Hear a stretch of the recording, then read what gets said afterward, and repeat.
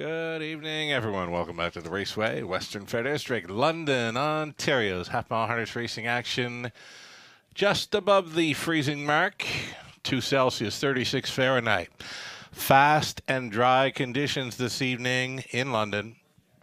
Track condition looks fantastic from where I'm at. I took a walk over to the paddock. Walked above the surface, right? Beautiful track conditions for harness racing this evening. Here we are in London, Ontario, with 12 minutes to post time race 1. Changes coming right up. Stand by. Here we go then. Race 1 is clear. It's the opening leg of the popular Pick 5 play, $10,000 guaranteed pool. Race number 2, the 2, Dandarmau. Got a line from London, January 20th. Finished back. Race time 2-1-1. Garrett Rooney drove. Number 4, Pacing Down a Dream is scratch. Scratch the 4 from the second. Third race on the night. Race is 3 to 5. No changes. Races 3 to 5. There are no changes. Go on over to race number 6. Race 6, scratch the 1. Watch My Honey Drip. Scratch the 7. Sexy Play Me. 1 and 7 out of race 6. Race 7, group of trotters. No changes there, so we'll go over to race number 8 for some bridle changes. Race 8, blind bridle for 7, PDQ Hanover, blind bridle for the 8 Pocket Monster. Blinkers to blind on both 7 and 8 in race 8. Ninth race, trotters. Scratch the 3, MVP. Take out the 3. Move in the 9, Duke Deo. Duke Deo will be leaving from post 3. He's got a line from January 20th here. Finishing back, 2-4-1, Anthony Hamlin drove. 10th race. Clear. 11th and final. Top class trotters preferred event. Key scratch, number 2, Seen a Magician comes out. Of race number 11, the key scratch, that morning line favorite. Number 2, Seen a Magician comes out. The 9, Andy Over, is going to move in and leave from post position 2. So far, that's all I have for you on changes for this evening's program. We're 9 minutes away from the first of 11. We'll take a short break. We'll come back with a whole lot more. Robert Reed Jr. joins us for the commentary, ticket ideas, selections, and a whole lot more. Lots more to come. Stick around. Race to Twin Spires, where you can take advantage of our $200 new player offer right now. Register with code GET200 to start earning your bonus of up to $200 with Twin Spires, where you can watch and bet on the best racing from across the globe. Plus, you can check out our expert picks and weekly promotions. Fast and secure online betting with Twin Spires. Download the app and bet now. Hey, welcome back to the show, everyone. You're watching the Raceway at Western Fair District, London, Ontario's half-mile harness racing action from the eye in the London sky. Sugar Doyle with you, and with us for the commentary tonight, Robert Reed Jr. Standing by to set up Pick 5 ticket ideas. These are go-to wagers right up front. And speaking of the go-to wager, Robert, if you're with us, how about the sequence last night? I have never, ever in my life seen a sequence with so many favorites involved pay over $3,000 on a 20-cent play. Yeah, nobody had Drinking Buddy, I guess. Nobody. Right, or Drinking Buddy. Right. I didn't. A hard one to find, but Yeah. like you said, like you see that many favorites, you would think that there's still going to be some tickets out there that just had a bunch of favorites with maybe an all in that race. Punching in bunches was off a bit of time too, right? I mean, Right. maybe that's why he stopped abruptly in the stretch. I don't know, but yeah, I'll be honest. Everyone was messaging me saying, "How did that pay that?" I Yes. said, "Listen, it just pays to play at the raceway." It sure does. Now, go back to punches and bunches for a bit. Now, after that race went official, the live money came up after just 2 legs. It was an $18,000 pool, $35 in live money. I wouldn't say a word because I thought it was wrong. I didn't think it was right. I mean, how could 2 legs with a 3-2 shot in the opener winning onto a 19-1 shot? Well, obviously, Drinking Buddy was more like 99-1 in the pick 5 wagering. Yeah, had to be, right? I mean, even when I saw it too flash up, I think I saw it when it said $5 remaining. Yeah. And I was like, how is that possible? And I knew that one was right. Yeah. Yeah. It's but how can it get Right. to that point after 3 legs? And I mean, you look at it and say, well, we got a good chance at a carryover, but again, you run out favorite, and some people just got a huge payday. I mean, like I said, it's not often, like you said, Sugar, you get 4 heavy favorites in a sequence, and it pays that for a 20-cent ticket. Yeah. Pays to bet the raceway, like you say. You know what? We've got a favorite in the opener tonight. She's got a huge fan base now, this Sporty Lil Vixen, who we love to see on track. She'll be post-parading here shortly in about 6 minutes' time. Sporty Lil Vixen, I've got some friends down around Truro who I did some work with over the summer and into the fall. And, yeah, she's got a pretty huge following from only racing, 5 times now? 4 wins and 5 outings? Yeah, she deserves it. I mean, she's done good work on the track, and like we always say, I mean, it sounds like a broken record, right? She's so pretty. Yeah. I mean, she really is. She's gorgeous. I love the way she goes. Love the way she carries herself, her maturity on the track. You know what, though? I said I would never jump off her bandwagon again. I picked her for second tonight, so she might make me pay again. We'll see. We shall see. Let's set up these early pick 5 tickets then, Robert. We're going to bring up my play here in the opener. I did key up one of my favorite little mares down around the backstretch. That is the 8, Sporty Lil Vixen. I'm going to go back on her wagon here tonight after that strong push on the end last time out to win in 2-2 and change over the good going Sporty Lil Vixen from that trailing spot. I guess it's 3 wins from just 4 career starts. But I'm going to go for her to make it 4 career victories tonight from that trailing spot. My single in the opener. We're going to go 4 deep in race 2. Backed it off to a pair of them in the third. We're going to try the 128 late, the second career start for that one. And the 6 Yoda Queen, who's been showing signs in recent starts that she could be ready to pop at any time. 4 deep on the end for races 4 and 5. Robert Reed Jr. with your ticket idea. We'll leave this one to you, and we'll come along for the ride. Yeah, similar wavelengths, right, Sugar? I mean, I thought Cabot Tower raced incredibly well last time. I thought it was a real nice first start with Brett McDonald in the bike. She was, parked a long way, kept on coming at the wire.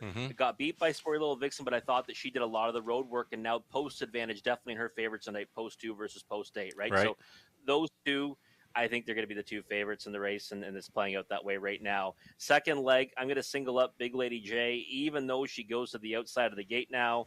And we've seen her have trouble on those turns at times, so maybe she's better on the engine on those turns, but we'll hope that she can just kind of go out there and repeat what she did last time. I really thought that she raced fantastic 2-back.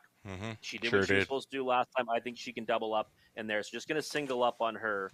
In race 3, 28 late, I was very impressed with last time. The rail to work from tonight. Got away 7th. Think you'll be much closer for that mare tonight. Also using Yoda Queen, like you said, Sugar. She's really developed nicely, hasn't she? I mean, she's hit the board in 3 of her last 4, but it's the way she's done it in her last 2, right? She's shown gears now. That third quarter, both sub 30 in her last 2.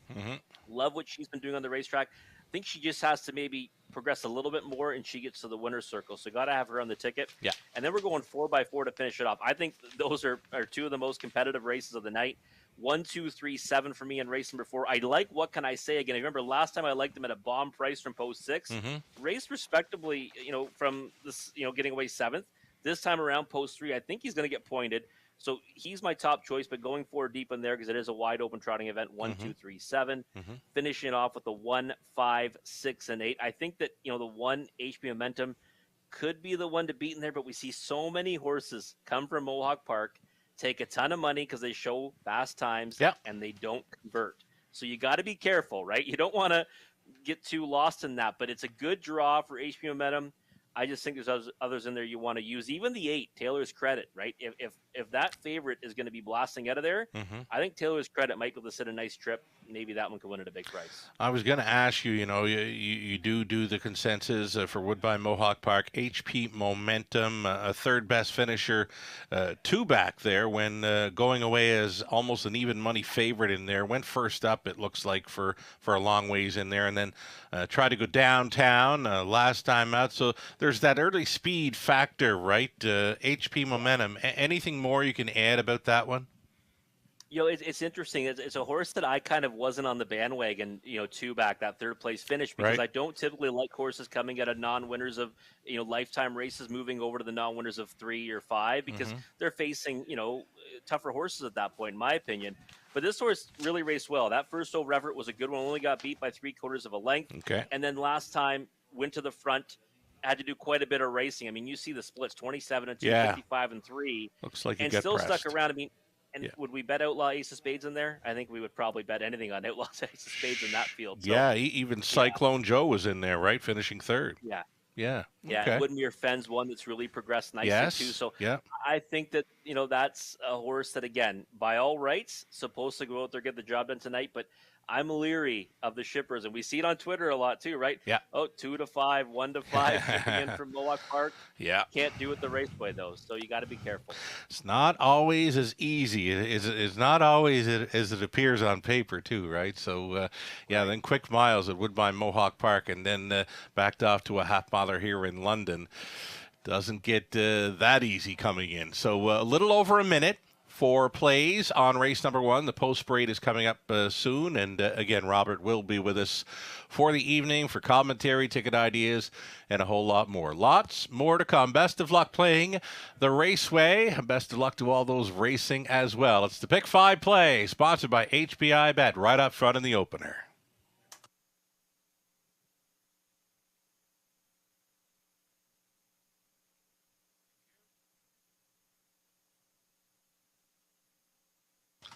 Ladies and gentlemen, late driver change right off the bat here in the opener. I've just been given it. Number 2, Cabot Tower in the opener will be driven by Tyler Moore. We're told Brett McDonald is running a bit late, so there is a driver change on number 2, Cabot Tower in the opener. It will be Tyler Moore. Just got that handed to me at this second. Tyler Moore driving 2, Cabot Tower in the opener. Now you know it. Post parade is next.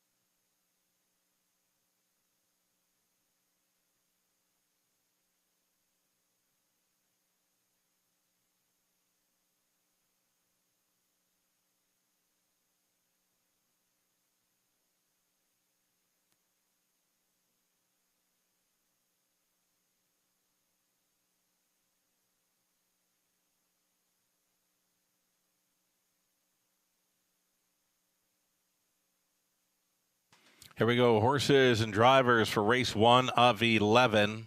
Now on parade. Fillies and Mares, non-winners, 12,000 or a race lifetime. Number 1, JS.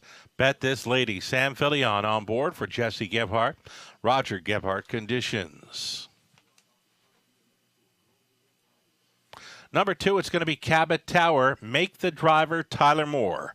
Tyler Moore now driving to Cabot Tower for Milton Young. The trainer is Kenny Oliver. Miss Sophia Rose, number 3, Braden Reibeling, is on board. Braden does the training for William Brown and Brenda DeReeb. On top, Are You Elegant? Number 4, Mike Whalen, driving for Chris Nicol. Trainer is Walter Whalen. We'll see that one in a bit. The 5 is Makaloo, Jay Harris for Don and Heather McGregor. Peter Core conditions. Largent Lightspeed is 6. This one for owner, trainer Larry Lane. Garrett Rooney driving 6. Largent Lightspeed. 7 outside for Fran Sports Writer Michelle McMullen. Audrey Crawford in the ownership line. Ken Gowan training. Andy Moore drives the 7, Fran Sports Writer. And then the trailing spot for 8. This is Sporty Lil Vixen. Owned by Doug Wilson, Mark Horner, Mike Horner, training and driving. And a little bit late for the party, but she will be starting, is the 4. On top, Are You Elegant? Again, for Chris Nicol, the trainer Walter Whalen, the drivers Mike Whalen. There you have it, 8 Pacers then to start things up on this Tuesday evening in London. Exactor, Try, Super, Daily Double. It's the popular Pick 5 play starting things up in race 1.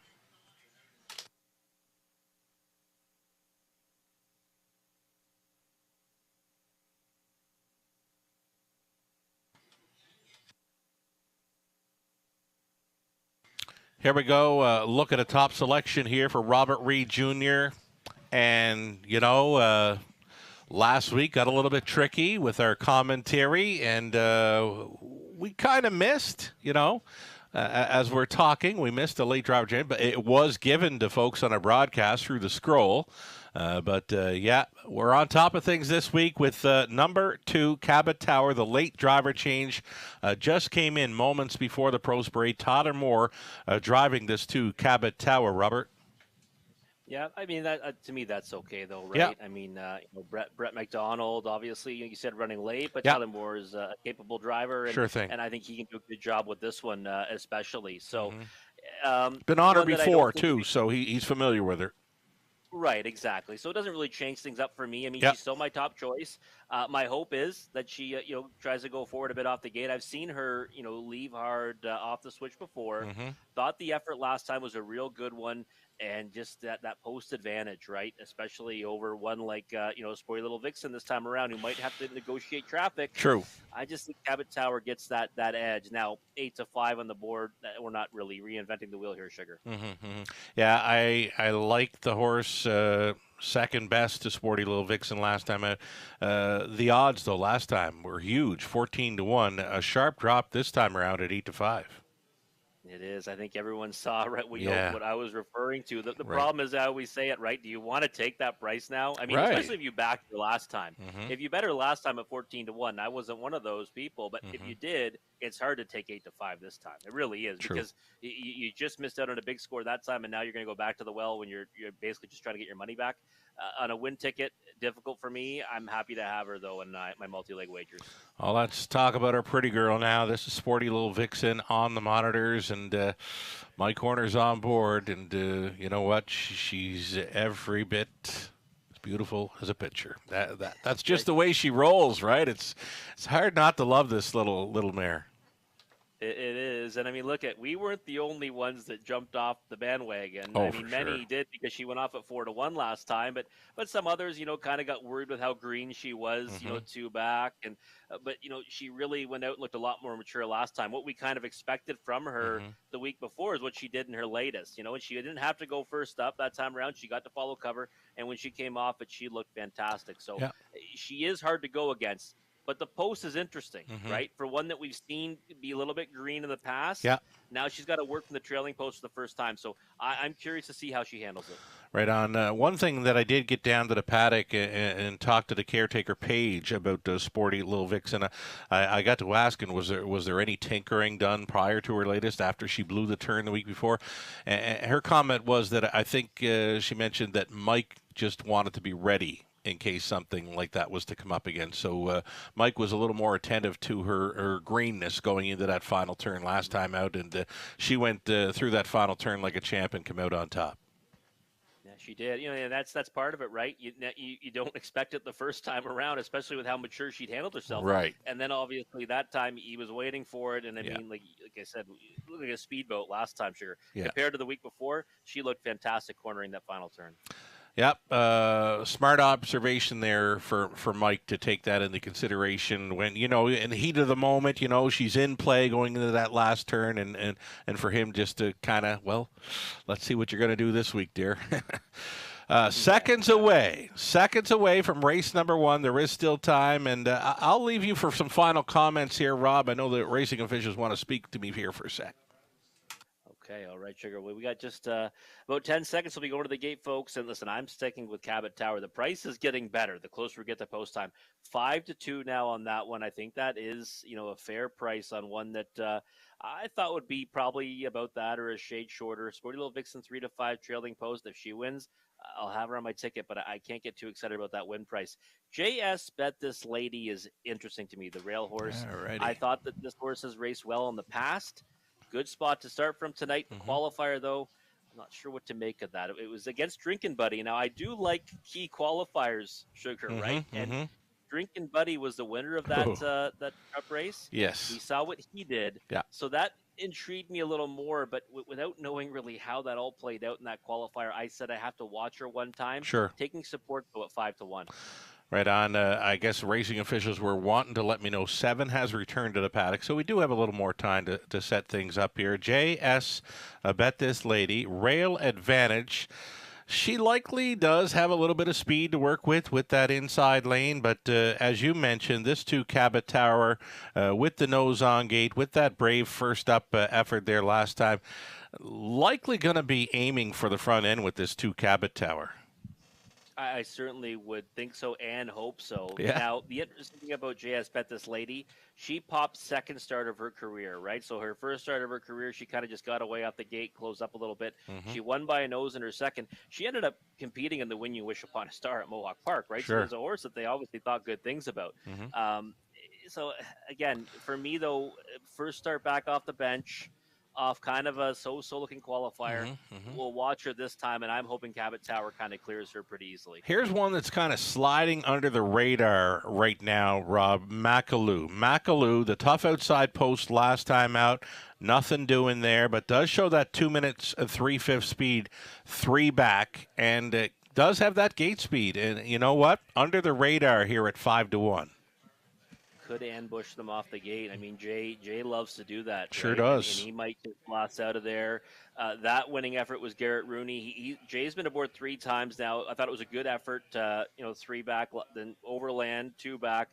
Last time, no chance, post 7. So I think everyone's kind of letting that one slip by at 5-1 because you're looking at those latest efforts. But if she gets put into play, she's got a chance here, no question about it. Right on. L'Argent Lightspeed. I got down talking to Larry Lane, the owner, trainer of 6 L'Argent Lightspeed here. He was down around Ohio, down around Cincinnati.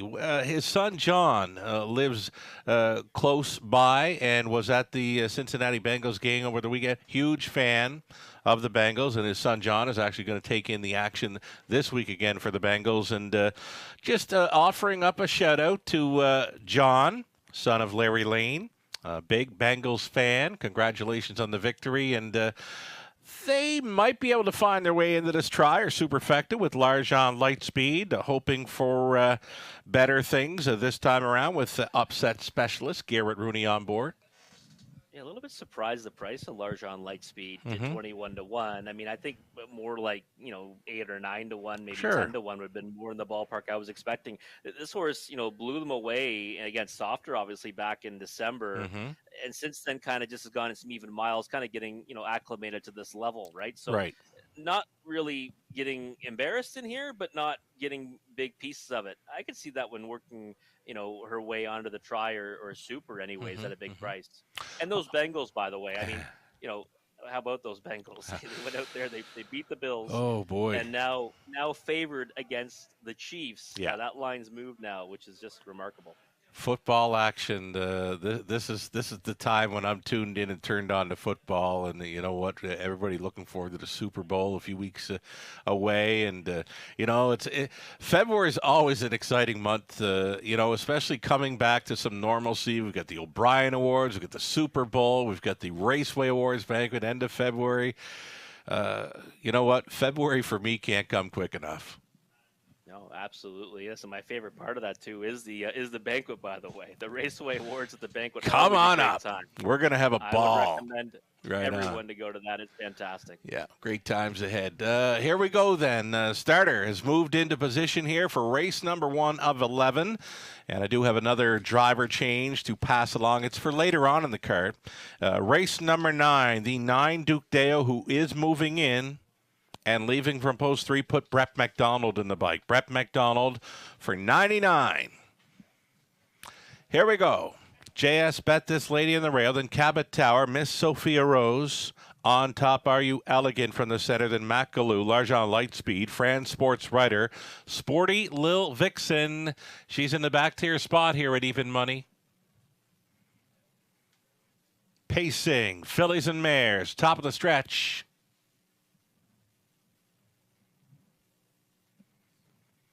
Picking up speed. Here they come. Race 1 in London starts right now. They're off. Largent Lightspeed off the car for Rooney. Springs first. Macalou to go with Largent Lightspeed at 25-1. We touched on her right. She's leading on by the opening 8th and's got it by 3. Make it 4. Largent Lightspeed.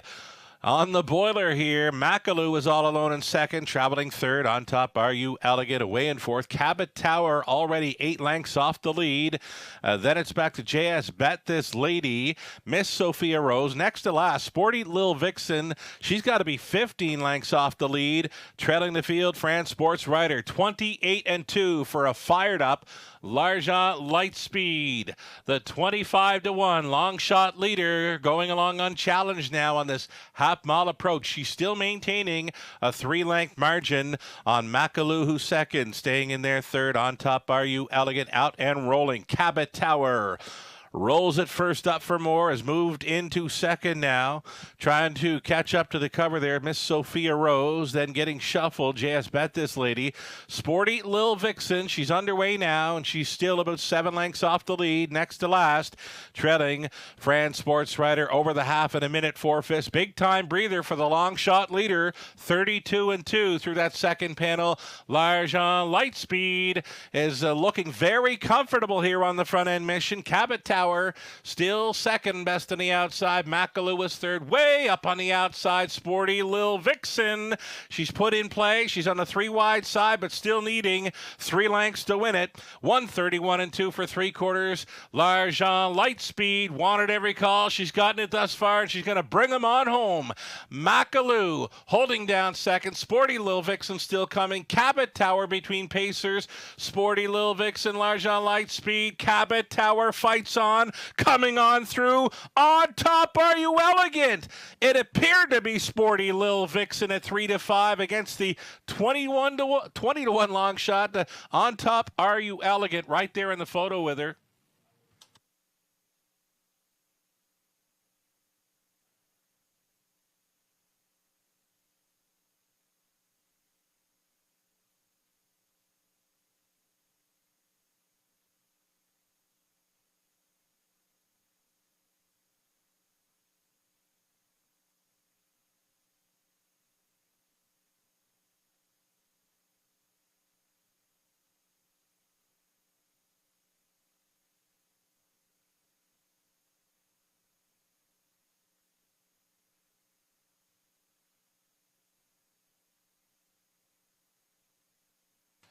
It was close, but not close enough for the 4. The 8, Sporty Lil Vixen, wins the opener. 8-4, 3-2. Got the 3-5 favorite over a couple of long shots in the second and third spots. Cabot Tower at 2-1, finishing fourth. 8-4, 3-2. It's unofficial. Sporty Lil Vixen. She's on her way back again.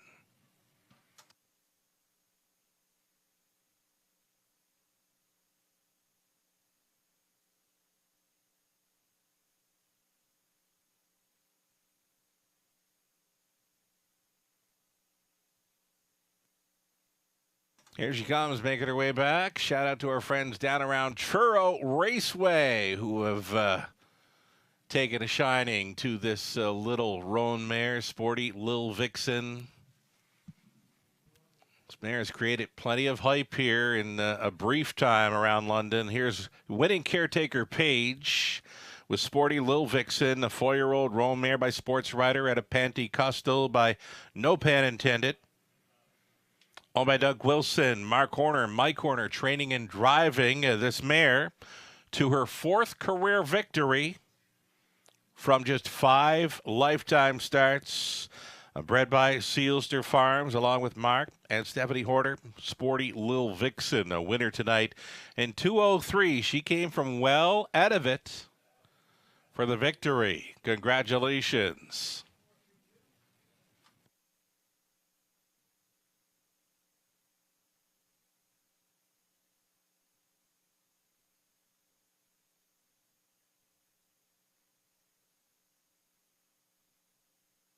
Going official here in the opener, JS Bet This Lady finished 8. Cabot Tower was 4th. Miss Sophia Rose 3rd. On top, Are You Elegant 2nd.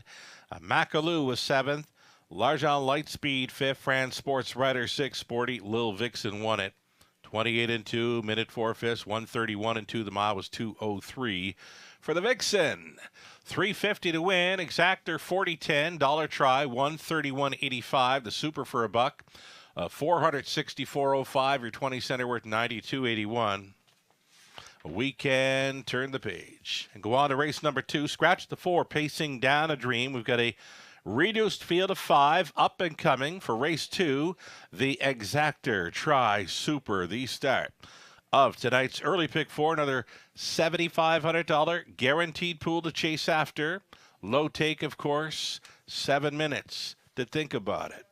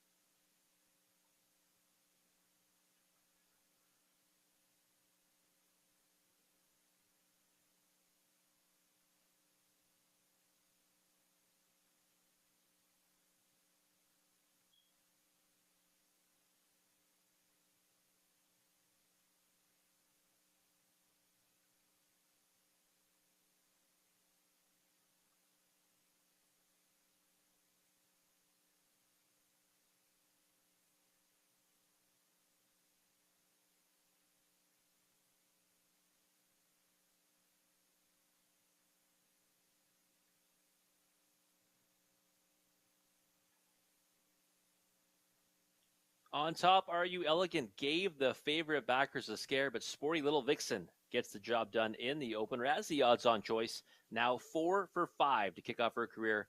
We're going to turn the page, though, to race number 2, and it's the start of the early pick 4. Guaranteed pool, $7,500. Let's take a look at the tickets that we've mapped out for you this evening, and I think I've got Sugar with me here to map out his ticket. We're around. Awesome. Yeah, Sporty Little Vixen, up on the wide side. And, though, when Garrett left, I thought, wow, this horse is on go tonight. She was for a little while, that Largent Lightspeed. Yeah, she was. I actually got a little bit worried. She looked real strong on the engine. She did, and Cabot Tower kind of was spinning her wheels. She then came on again, Sugar. It was a real good finish, really, at the end. For young horses, Yeah, on the outside, some horses were fighting gamely, and on top, Are You Elegant? That horse I thought was actually going to get there up the side in the late stages. Yeah, came on very strong for Mike Whalen, who's been up here already this week, and great to see him competing here in London. Team Whalen on track in London, finishing a bang-up second there in the opener. So here we are in race 2, opening leg of the early pick 4. I got to use this one, Lola Sunshine, with the rail advantage. I think she's going to race up close. You know what? Might even want to go to the all button now because we are reduced to a field of 5 here without the 4. But 2, Dan Darmel. She's just not going to make my ticket here tonight. Miss Megan Sparkle, Rockabilly Cuckshut does her best work, it appears, when on the lead. And Big Lady J, as you mentioned, Robert, little tricky on the turn sometime, but wired them up quite easily last time at the start. Before that, she got a little bit crooked through the stretch. If she's straight and strong through the stretch, 2 back, she's a winner. So Big Lady J, some really good form coming into this one. Could start things up on the pick 4. Over to race number 3, 28 late. Was almost going to single this one, but Yoda Queen showing signs that she could be ready to pop any week now. So 1 and 6 for me. And like you, Robert, races 4 and 5, they're tough to crack the code on tonight. They definitely are, Sugar. I'm 4x4 on those ones as well. We've got some different numbers, but we share some of them, so we can both be a winner. I'm just going to single up on Big Lady J. I do have those concerns, though, about the outside post and how she's going to handle the opening turn. I just thought last time she raced so well. Actually, last 2 she raced so great. So going to single up on her. I'm with you in the second leg, the 1 and 6. I do think Yoda Queen's one you want to have in the ticket, even though I do think 28 late is the one to beat. 1, 2, 3, and 7 for me in race number 4. I give the edge to What Can I Say on top. Thought Peter Crown raced better last time. Polar Hall, we know he's capable of better. And Dusty Lane Thunder, one that I've kind of been fond of in the past, should be a bombs away price. Maybe we see a better effort now, kind of second start back on a regular rotation. And then in race number 5, 1, 5, 6, and 8, 1 is likely the one to beat. I'm intrigued by the 8, Taylor's Credit. I think you also have to use Doc's Philly Cheese and Dalhousie. So very similar our tickets in structure. I'm going to single here, though. I do think, though, that if you wanted to get a favorite beat, you're probably supposed to look to beat Big Lady J just in case she doesn't get around the surface tonight. Right on. It's the early pick 4, starting up here in race number 2. The horses post for rating here shortly. Stand by.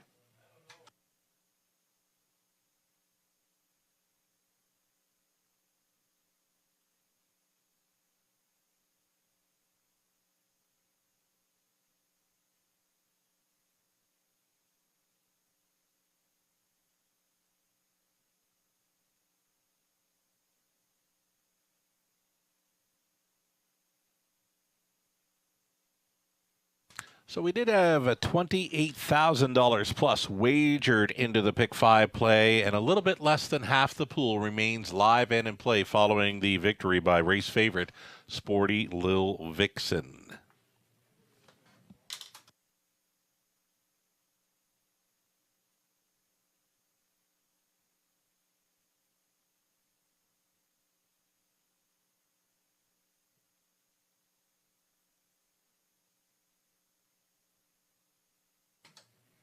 Post rating starters here for race number 2, led by the 1, Lola Sunshine. This one for Scott and Brad McDibbin, along with Tom Broadhurst, Don Douglas, Scott Trains, Lauren House in the bike,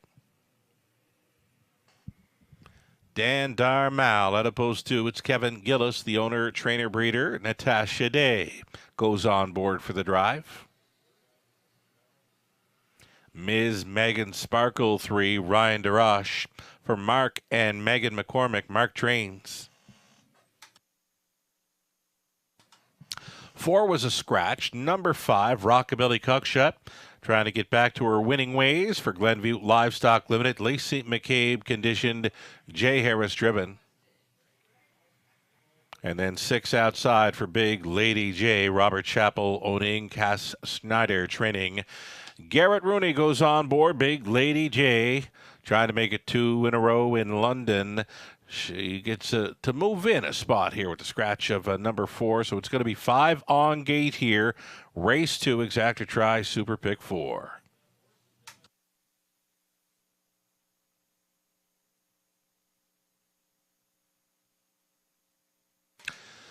Here's a look at the big mare, the Big Jim mare, out of Canada by Mach 3. Big Lady J goes out for Cash Snyder. It's Garrett Rooney on board, trying to make it 2 in a row. Travis Henry was on for that victory last time out. This big mare, she looks real good tonight, Robert. She does. She looks confident. She looks sharp out there. Yeah. And a horse that, when she's on her game, Sugar, I mean, I think we'll agree that she's not one you want to bet against Exactly. at this level against this group. Mm-hmm. The problem is we've seen it in the past where she struggles in the turns, but I mean, it's kind of one of those things where it seems like on one night it's one way, other times it's another way. I would say right now the way she looks on track, I think she's going to handle the surface pretty well tonight, and if she does, they'll have a tough time beating her. I love the look of her tonight, and even that start 2 back, you know, she's just missing second best by a nose to Rockabilly Cockshut. She came from a long way. She paced a really, really big back half. She was just a little bit crooked coming through the stretch. If she was any straighter, she'd have won for fun 2 back. So really, she should be going for 3 in a row tonight. Big Lady J. Outside post 5, she's got some speed towards her inside, though. I'm not sure. Does Garrett fire with her? You know, it's going to be tough. She's the type, Sugar, where I think getting away even last in here in a 5-horse field. You know, when she got away 7th on that occasion, she had no right to be in a photo with Rockabilly Cockshut on that. No right. 27 and 4th, third quarter, like you said, would have gone by if she didn't get crooked. I think that might be the game plan tonight, though, is just get off the gate. And then she's one that can make a big brush, too. Right. I've also seen her where she leaves out and just stays on the outside until she finally clears. Like, no big swooping, leaving move off the gate, but just kind of just keep coming, which she's done in the past as well. So she's a versatile type. I wouldn't be surprised to see any trip for her tonight. And again, I think she'll be tough to beat as long as we see her pacing true around those turns. Right on. Here's a look at Rockabilly Cockshut. Got to point this one tonight. She had 1, 2, 3, 4, 5 in a row. Pretty much all gate to wire scores. And then from off the pace last time out, just wasn't going to happen. No, it wasn't. I mean, listen, we know the name of her game, right? She's best on the engine. And when she got away 3rd in that start from post 6, if she does try to make a move first over, she would have ended up getting vaporized in there, right? I mean, it just wouldn't have worked out for her. Sure. It was a better move to just kind of sit and hope for the best. She ended up finishing a decent 4th. But if she gets to the lead, she's a different animal. We've seen that. We've seen it, you know, week after week with her. Yeah. And I think that's got to be the game plan today, especially with the scratch of pacing down a dream. Not that one was going to provide a lot of speed. There is still quite a bit of potential speed to her inside. Lola Sunshine can leave when she has to, right? Pole position, you would think that might be the plan. Yeah. Dan Darmel might leave out. Miss Megan Sparkle, I think, is definitely leaving out. So it'll be interesting to see them in the first turn, right? To see if she can get around them easily or not. If she does, she'll be one that'll take some catching. But I think if it's too taxing early, she'll have some issues finishing her mile. Lola Sunshine, I've got her pegged for 2nd. You're going to have her bumped up for 3rd with the scratch of number 4. Lola Sunshine does have gate speed. Talked to Lauren a bit before the races tonight. Lauren is liking his chances on a few. And you know what? Rail advantage in the next couple of races. Likely likes his chances here with Lola Sunshine. I know he loves his chances with number 1, 28 late in the 3rd. So think about that. Lola Sunshine, though, on the rail. I'm going with her as the exactor factor. Yeah, so I mean, she could land like the 2-hole in here, right? I mean, it's possible from that rail spot if she pushes out of there. I think she needs a favorable journey to win it. I don't think it's going to be like, she'll be able to take too much adversity. Sure. I think, using underneath and the exacta and try, she's a must use. I mean, she can certainly go with these, and now she gets that rail spot, which she hasn't had, since October. So I think we'll see her be in the mix throughout. Here we go. Starting car now in position for race number 2 of 11. A reduced field of 5 here.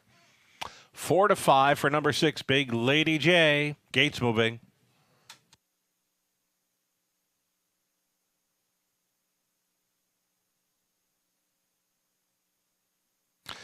Here we go. Starters in behind. Lola's Sunshine, Lauren House, Dan Darmel, Natasha Day, Ms. Megan Sparkle, Ryan DeRoche, Rockabilly Cockshot, Jay Harris, Big Lady J, Garrett Rooney, Five Noses, all on gate. Linda Chambers tuned in and turned on to Sporty Little Vixen in the opener. Here we go.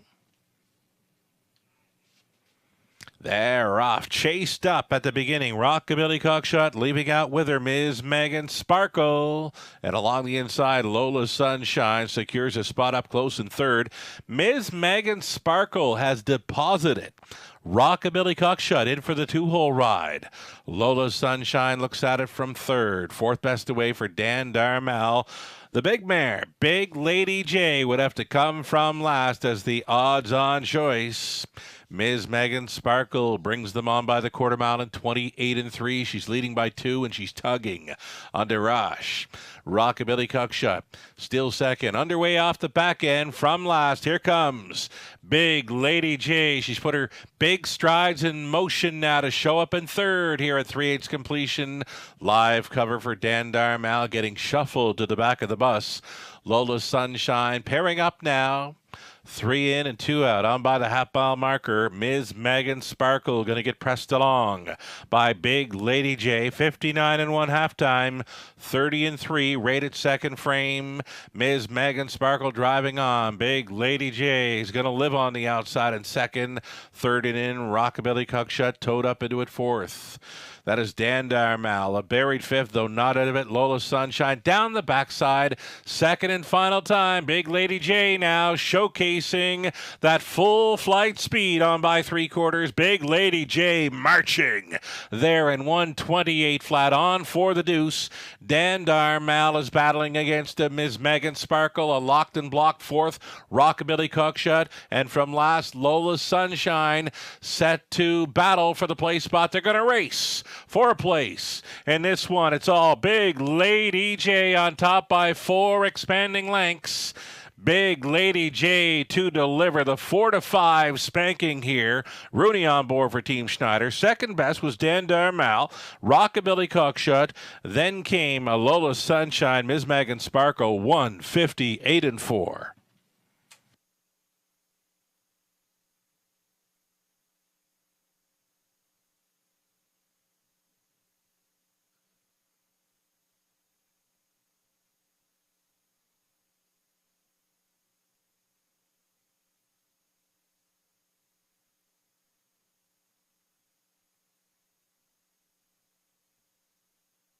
It's the 6, Big Lady J.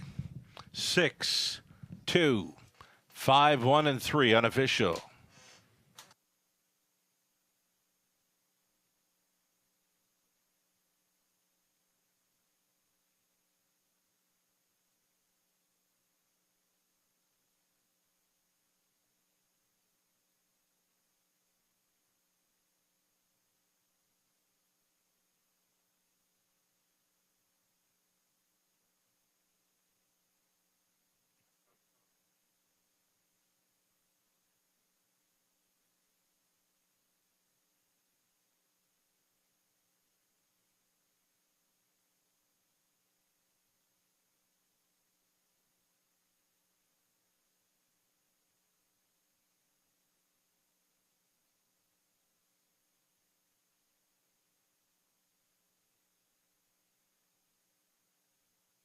Back for a winner's circle photo. Here she is, Big Lady J. 5-year-old bay mare by Big Jim from the Mach 3 Dam Candidate. Owned and bred by Robert Chappell of Chatham, Ontario. Cass Schneider, the winning trainer. Garrett Rooney, winning driver, the big mare. Circles up from last to win in 158 and 4. It's 2 in a row in London for Big Lady J. Congratulations.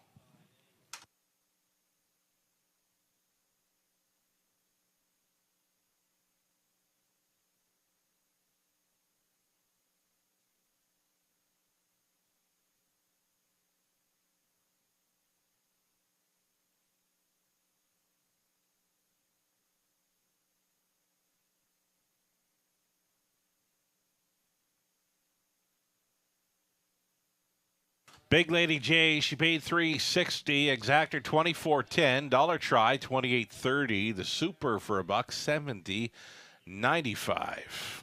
Lola Sunshine fourth. Dandar Mal second. Ms. Megan Sparkle fifth. Forward Scratch, Rockabilly Cockshot third. Big Lady J, the race winner, 28 and 3, 59 and 1, 128. Mile of 58 and 4. It was Big Lady J. From the top, a 4-2-5. Scratch 3-1. Third up and coming. No changes for an Exactor Try. Super Pick 3 starting up 9 minutes out.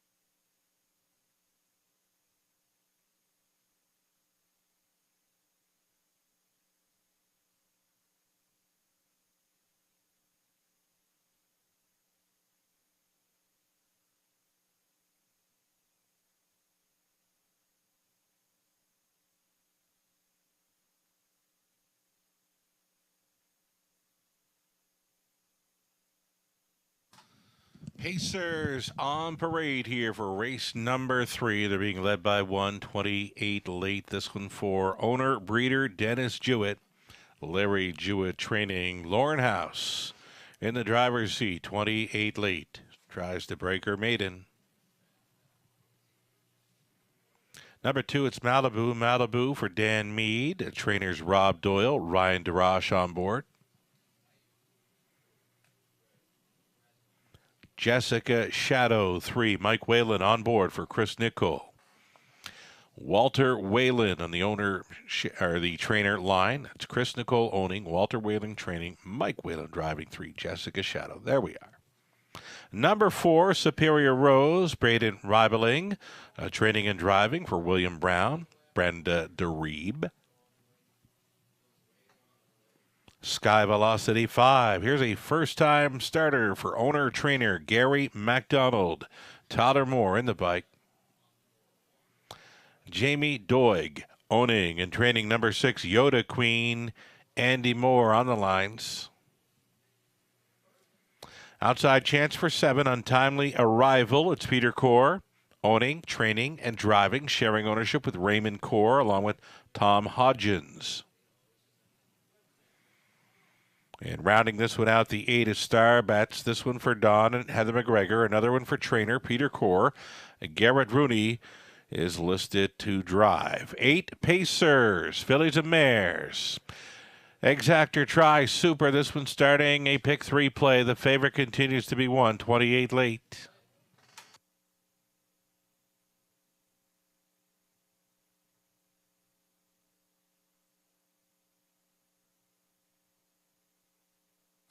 Here we are getting a look at the favorite. This is 28 late, daughter of Lion Somewhere for the Santana Blue Chip mare, Blue Jean Jabba. She's owned. She's bred by Dennis Jewett, and it's her second career outing.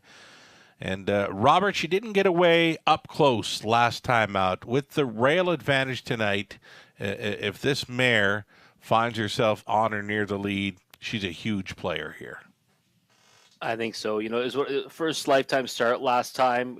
Post 5, got away 7 Sugar, overland a long way, made up a lot of ground in the late stages of that race, and one that certainly caught my attention at the end of that mile, and now pole position to work from, that education from her lifetime debut. I think that should be all she needs, and not, this is not the toughest group in the world for her to get the better of, and I think again, just even a little bit closer. But I think with the pole position, she's going to be a lot closer. I loved what you mentioned about education. I mean, she learned to pass horses. She was 7th by 12 at the quarter mile. She's moved up to 6th, and on the outside, then she's 5th and went all the way up into 3rd. A great learning experience right off the bat, and now she gets rewarded with a rail advantage. And I got up close with this one prior to her career debut. She's a nice long mare. She strides out nicely here. Yeah, I like the way she carries herself in the track too. Yeah. Looks, maturity to her. She's 4, so I mean, she's got that maturity edge over some of these rivals as well. Ears up, attentive. You got to like the way she carries herself right now.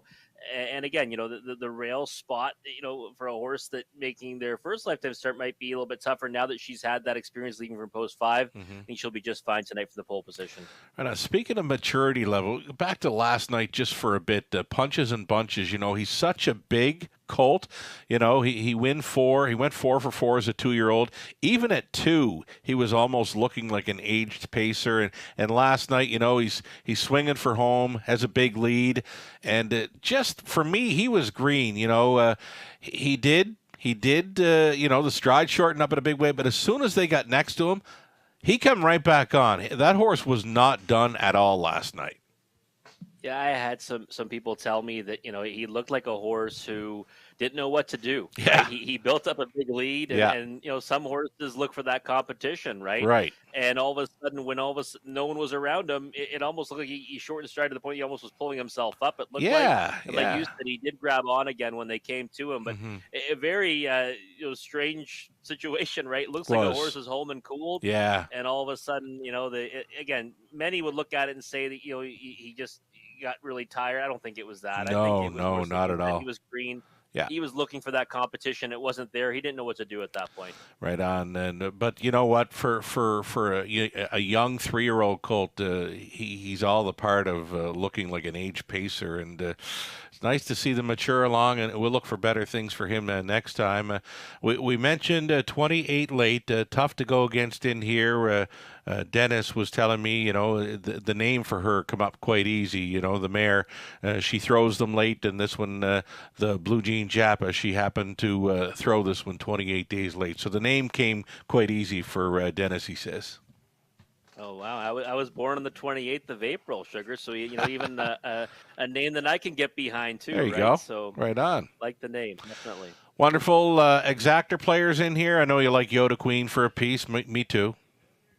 Yeah, I just thought that, you know, she's progressed so nicely in her latest efforts, showing some real nice gears, right? Mm-hmm. Sub 30-second quarters in the third panel. Mm-hmm. And I think tonight, 06 nose in the gate. She might get into play in the early stages. She should be a part of this. She's taking some support at 9-2. I thought you'd take more, wagering dollars in that, just because her latest efforts have been really good.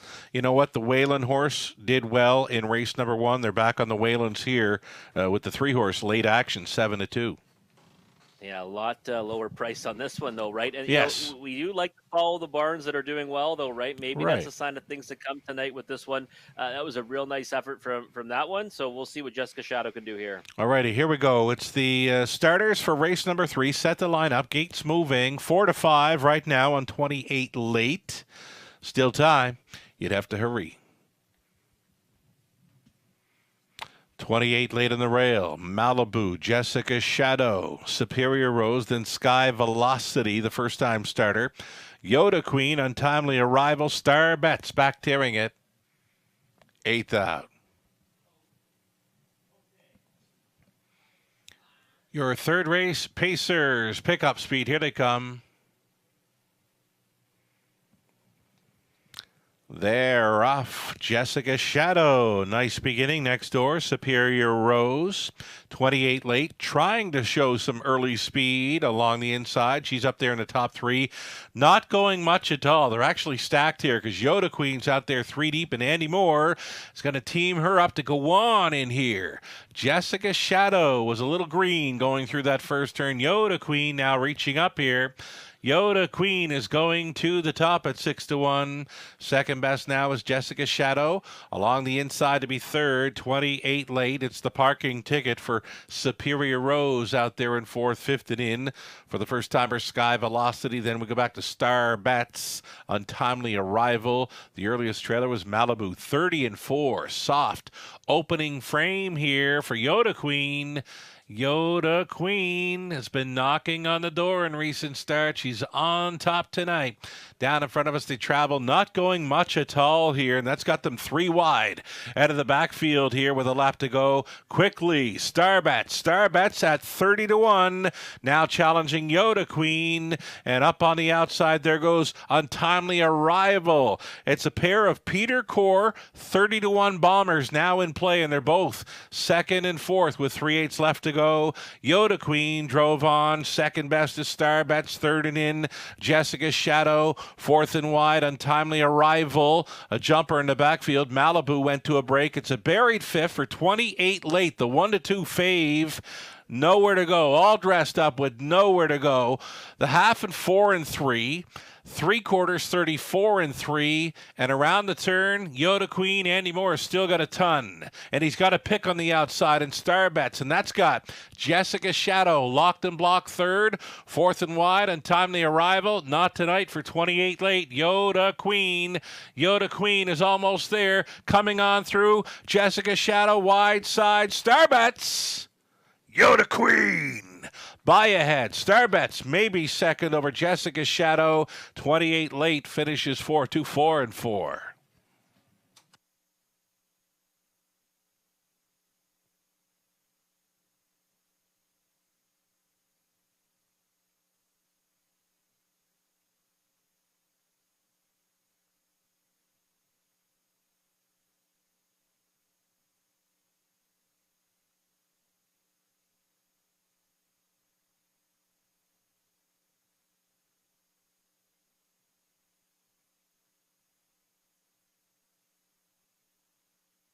Number 6, Yoda Queen.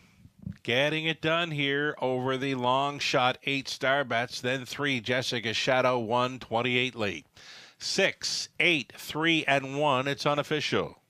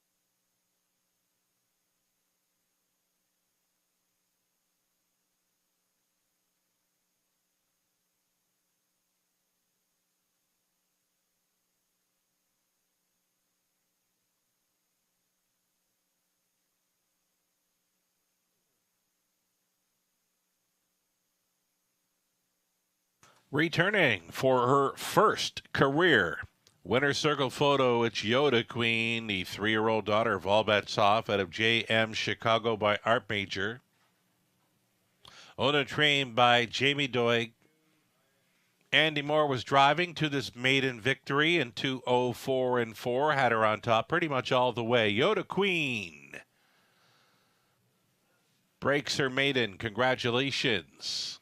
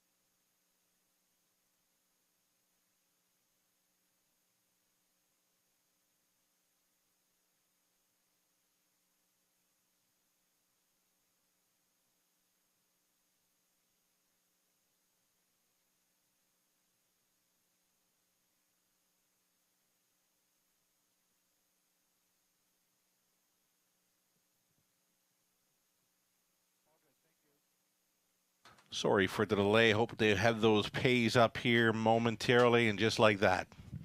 Very short tote delay. We apologize for any inconvenience.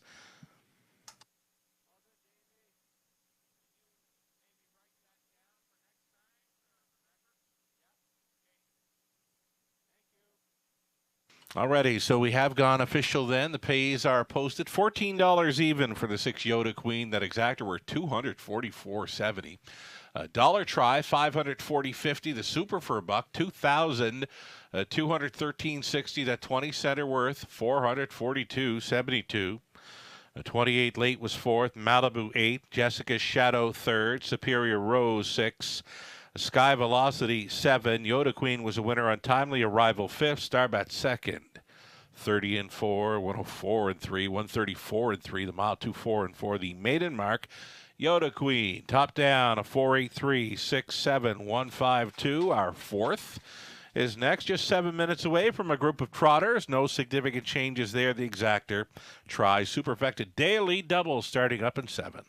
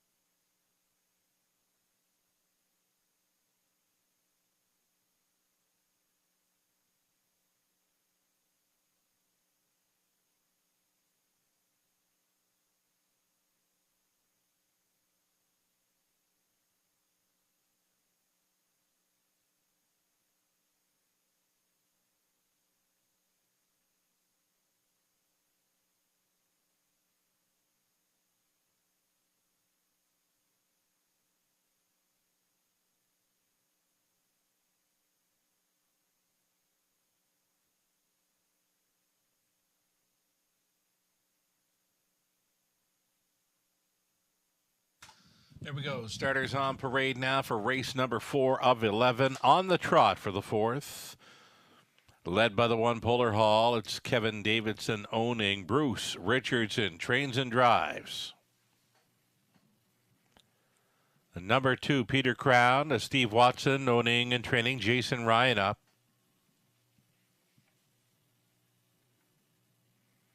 What Can I Say? Number 3, Lauren House for Ashley Bako. Lori Bako trains. Tanya Lawson owning, Patrick Bissett training 4. Stars Above Alleridge, Tyler Borth. My Mini Miracle 5, Garrett Rooney driving for Becky Geisel. Becky trains. Jim McKeag, along with the Jam McKeag Weischer, sharing ownership on 6, Massive Ovation. Jim does the training. Natasha Day up. Dusty Lane Thunder, number 7, John Bell owning. Dane Pearson trains. Alfie Carroll up. And then the 8 is Kane Gang. Kane Gang for the Aches, John and Chris, with John training Brett McDonald to do the driving. 8 trotters then for this 4th race. The tote board says it's wide open right now. We've got lukewarm co-favorites. Both 1 and 6 are at the 7-2. We're going to get a look at What Can I Say scoring down here for Lauren House. Lauren locked and blocked throughout there, back there in race number 3. Just one of those strange races with the inexperienced horses, Robert. Yeah, it's one of those ones, too, where you've got the rail spot, and it ends up being your biggest enemy in the end, right? If you don't have that snap speed off the gate, if you get away, 3rd or 4th or somewhere thereabouts, you might never see daylight, and that's what happened. I mean, there was at no point did he have any chance in that race. Never got a chance to race, and he did ask her to leave a bit off the car, but the straightaway, she was a little bit sluggish. Getting into the turn, that's where she wanted the motor, and that's where they were tapping it up already prior to the opening 8. Right, exactly. Yeah, it was very, we'll call it interesting. Yeah. The way the race played out. And again, just an impossible spot for her. Obviously, one we got to tap for next time, right? Oh, for sure. Everyone saw it as well. She'll go off at odds on again, but I think that the game plan will be certainly different next time, and the trip scenario will be as well. She's probably one too that's better off getting off the pole position, to be honest. Yeah, I don't want to see her on the rail again. He tried to leave with her a little bit. I just don't think she was interested, but she was definitely interested going into the turn. That's where she wanted to corner well and maybe to go on, but there was absolutely no room for her to go. We did see What Can I Say score down, your top selection, even Polar Hall on the rail, worth a look in here. I got talking to Bruce about Polar Hall. He thought that horse would have been better last time, and then I mentioned, well, you did miss a bit of time. He said, but still, it should have been a spot where he should have been better.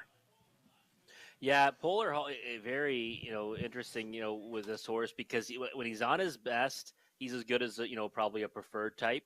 But then he gets down to these classes sometimes and just can't seem to go with them. So this is now a second start on the Lasix program. Right. I think that we're gonna see something better out of him. I mean, I've been waiting on Polar Hall to show us his best.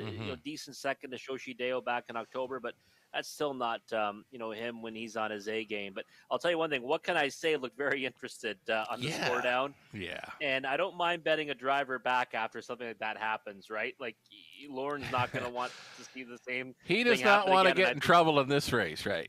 No, I'm pretty sure he's going right to the lead, and he might play Catch Me If You Can, or at worst sit in the 2-hole. It just might set up What Can I Say, Polar Hall, What Can I Say? Maybe the best shot at the exactor box in here for race number 4. As we go inside of 2 minutes, we'll get a look at Mr. Handsome once again. I've been calling this horse Mr. Handsome for years now for Team Bako.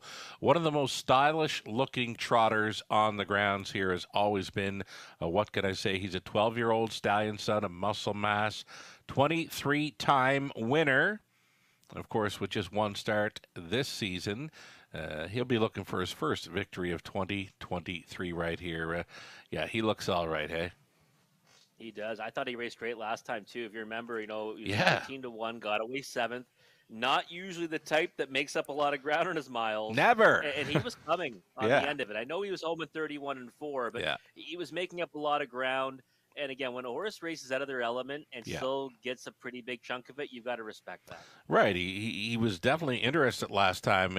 You'd have to go a long ways back throughout his program lines to find him showing 7th at 3/4 and coming on for the show spot. So maybe turning a corner late in his career. Number 3, What Can I Say? One to think about here at 4-1. How about the 2? Peter Crown is on our monitors. Jason Ryan, big price, 14-1. Longest shot on the board. Speaking of turning corners, I think Peter Crown might have done that too. The last effort was much, much better. I mean, you look through that paper, see a lot of lines where he's getting beat by double-digit lengths, wide margins. He was a horse that used to race very consistently. Last year went 1 for 31. Obviously, kind of fell on tough times. I think he might start trending in the right direction. I was very interested in Peter Crown in this race, and 15-1 to me is a big overlay. Favorite status on 6, Massive Ovation, 8-5. Can you get there? Nope, I can't get there. Listen, I've always liked Massive Ovation, but you know Right. me, Sugar. When I see horse racing in non-winners of 50,000 life, Right. and now they're racing against non-winners of X/3, I usually will stay away.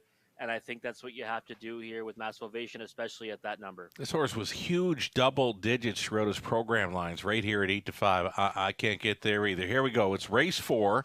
Trotters in behind the gate. Polar Hall. Peter Crown. What can I say? Stars Above Alleridge in the center. Then My Mini Miracle. A Massive Ovation. Dusty Lane Thunder farthest out. One trailer. That is Kane Gang. Who do you like? Into the stretch. 4th race, Trotters. Picking up speed. Here they come. And away they go. Peter Crown to a break. Peter Crown was leaving, but he's jumped it up. What can I say? Marching for House up on the outside in 2nd. Massive Ovation. Polar Hall is along the inside, using that rail advantage to be up close, though. What can I say? Is gotten the marching orders. What can I say out there by 2.5? Second best, Massive Ovation. 3rd and in for Polar Hall. Settled into 4th with Stars Above Alleridge. Then came Dusty Lane Thunder, a gap of some 3 lengths to My Mini Miracle.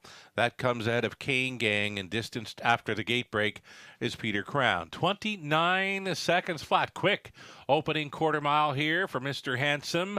What can I say? What can I say? Still out there by 2. Massive Ovation is 2nd. Now it's going to be Stars Above Alleridge rolling first up for Todderborth. That's live cover for Dusty Lane Thunder. Now in play. He's a 2nd over 4th, 5th and in. Polar Hall setting it up 3rd over. My Mini Miracle with them in 7th. Only about 5 off the lead. That is Kane Gang. The half clocked up in a minute. And 4/5, Stars Above Alleridge going for it right here, right now. Stars Above Alleridge. 2nd by a head to the pace setter. What can I say? Outside traveling 3rd, Dusty Lane Thunder. Massive Ovation tripping out along the inside 4th. A buried 5th for Polar Hall. 6th and wide, My Mini Miracle. 7th. Kane Gang by 3/4, 131 and 1. Stars Above Alleridge now on top by a half length. What can I say? Trying to dig down deep here. Dusty Lane Thunder begins to gap the cover. Massive Ovation gapping the pocket. And up at the wide side, My Mini Miracle spinning for home. Stars Above Alleridge. It's been a long time between drinks for the winner's circle, and Stars Above Alleridge. He's on his way there tonight. 4th for Bissett. 2nd best, What Can I Say? My Mini Miracle finishes 3rd. Dusty Lane Thunder 4th. Stars Above Alleridge wins in 2:03.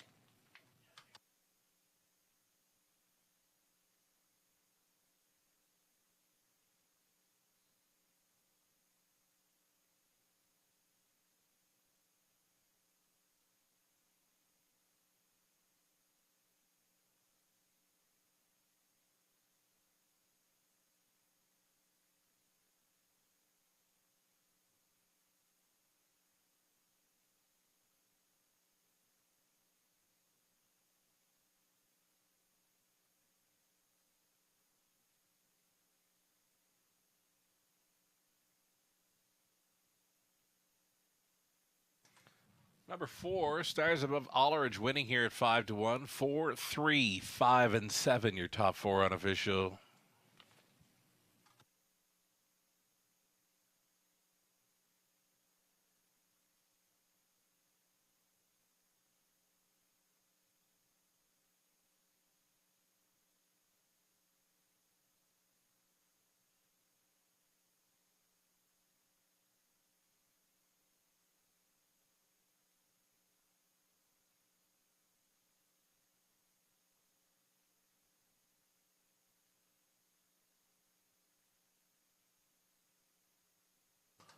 For a winner's circle photo, here is Stars Above Alleridge. It's been a while.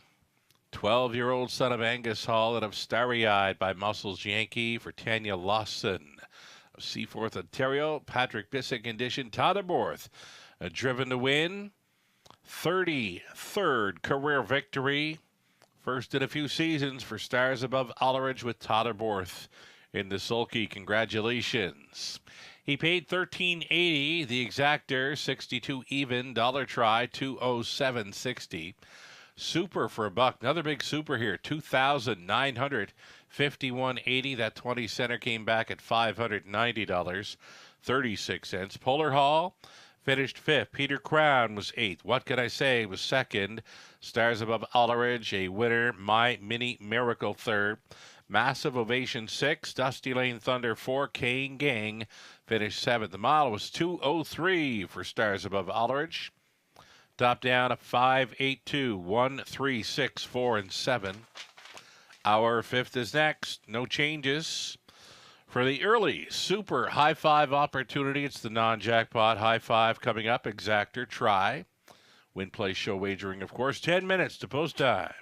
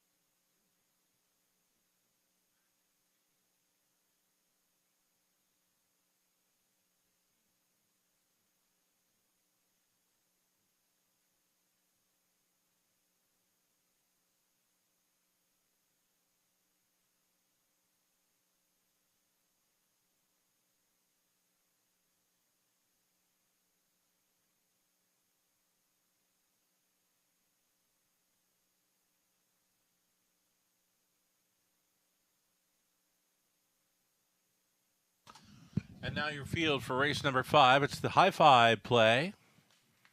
To complete the multi-leg wagers, pick 3, pick 4, pick 5, early versions. On to the 5th race. Number 1, HP Momentum, ships in from Woodbine and Mohawk Park for owner-trainer Francis Guillemette.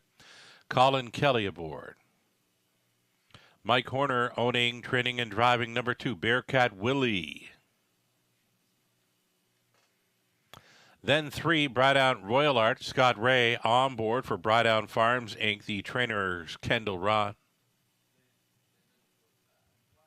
J. Tommy 4, in off the brief layoff. Frank Brundle. Angelo Delala share the ownership. Kyle Boston's Condition, Jason Ryan driven. 5 is Stocks Philly Cheese, Garrett Rooney for Britt Kennedy, along with Money Clip Racing, Britt Trains. Jack Ramage, Jim Kerr sharing ownership on 6, Dalhousie with Jim Training, Brett MacDonald in the sulky. That Moment in Life is 7, Jay Harris tonight for David Amacchioli. It's Tim Myers training. And then the 8, Taylor's Credit, Ryan DeRoche for Dane Pearson, Richard Dundas. Dane does the training. Those are your starters then. For race 5, it's the early high five opportunity. Exacta Try also featured here.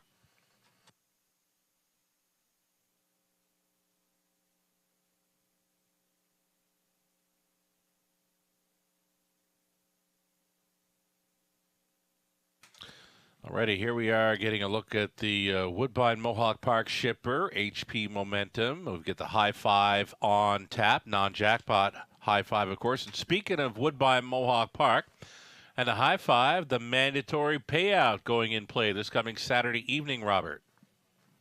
Yeah, it is. I mean, it's always, a big deal, right, when they put the mandatory on that high five wager. So it should be interesting to set up for a real huge pool.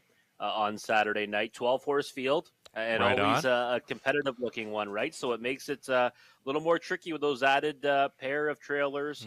And again, really, it doesn't matter even if it chalks out, Sugar. It always pays lots. Always, with the carryover money and big field, there's a lot of money going into it. And like you said, no matter what comes in, it's going to pay. So a must-play this coming Saturday night. The mandatory high five payout at Woodbine Mohawk Park. As you mentioned, 12-horse field. I find those high fives tough with 8 and 9-horse fields down around Northfield, and then you get talking about 12, and it gets tough. It does, and those trailing spots are, especially of a good horse or one of the lower price horses that gets one of those spots, right? It's tough there too. The 8-hole is difficult here. Well, 11 and 12 at Mohawk Park with the gate configurations even tougher. So always interesting to see the way those ones play out. I'll be actually, digging into that, tonight actually, because the Horse Players Journal deadline comes pretty quick on that. I bet. Okay, we'll go back to the one then. HP Momentum, as mentioned, shipping in Woodbine Mohawk Park, and it's been right there in each of his last couple of outings. Yeah, he has been, and again, good efforts. Actually, doing much better in those classes than I expected him to do. In real, tough game efforts that he's put forth, and real on paper, he should come here and really enjoy going up against this group and getting the better of them. But like I said, if history kind of plays out, we don't see the Mohawk Park shippers, do as well as they would seem they would on paper. Gotcha. And you're live in this pick 5, right? I don't think so. I don't know if I had Stars Above Aldrich. You know what? I did look. Yeah, she was one of the ones I threw in there at the last second. 1, 4, 6, and 8. Your so ticket's alive right now. Well, you know what? Be nice to hit it. You know what? The will pays. They're not looking too bad. You know what? The favorite to come back here is the Woodbine Mohawk Park. But you know what? 5 of them are live. 3 of them no live money to 3, 4, or 7. I don't know. 3 big trip last time out to finish second and 57 and change. That Moment in Life is a fringe player, but Jay Harris hops on board. That Moment in Life from outside post 7 could throw a wrench into a lot of things here in the high five. Could be. Yeah, we've got right now. There's 3 horses not paying. They're Yeah. all above 25 to 20 to 1, I should say. Hmm. JJ Tommy is actually the other one. I was actually looking at that one as one that maybe I was overlooking. And look at that, 25 to 1 down to 9 to 1 on the Okay. 4 JJ Tommy, just like that. Okay. I don't know why, but I looked at it and said, "Wow, he's not paying." Like I just thought he was the type of horse that maybe can rebound. Now again, off time. Yeah. But sometimes that's not a bad thing, right? If something had gone amiss with him, because he raced really well on November the 21st, blew Right. his competition away, didn't handle the transition upwards in class, Hmm.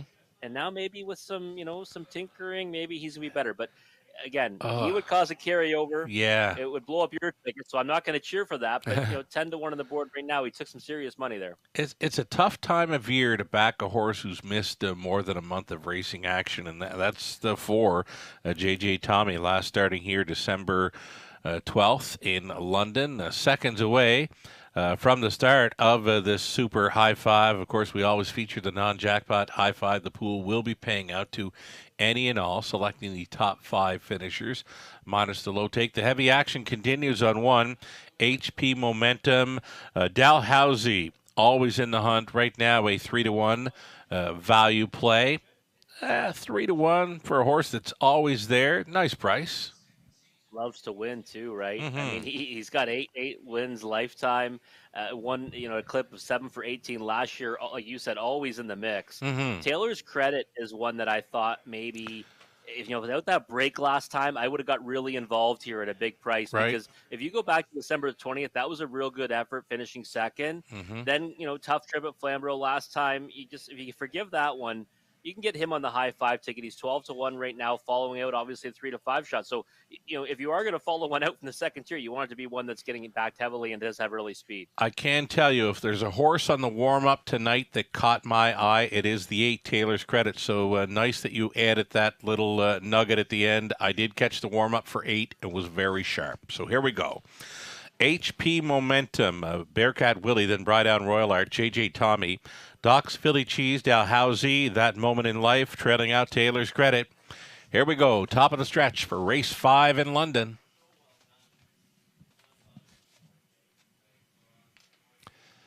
Pacers pick up speed. Here they come. They're off. How about Jay Harris teaming up? That Moment in Life to go directly to the top. That's right. It's the killer. Crossover at 50-1. That Moment in Life took control.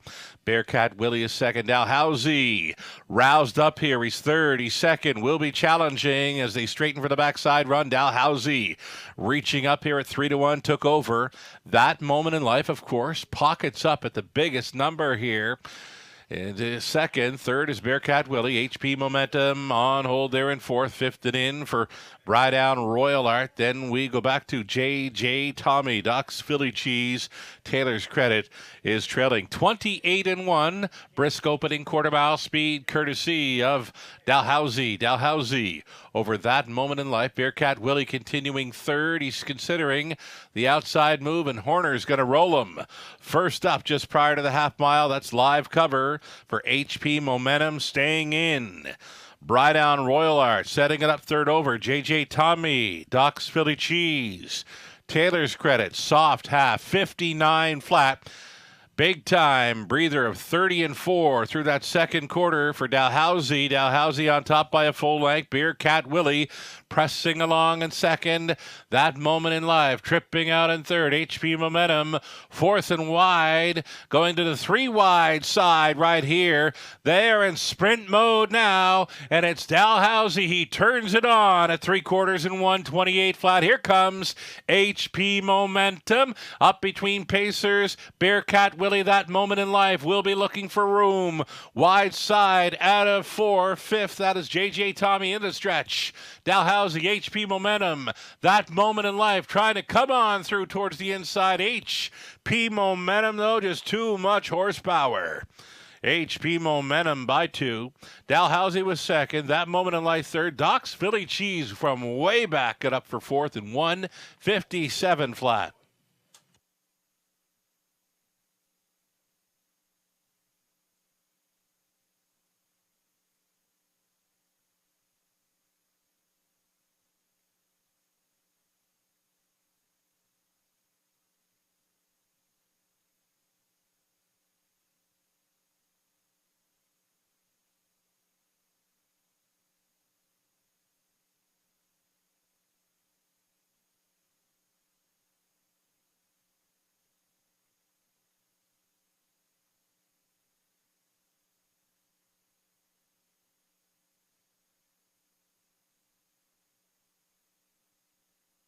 For the high five, you get the favorite on top, 16754.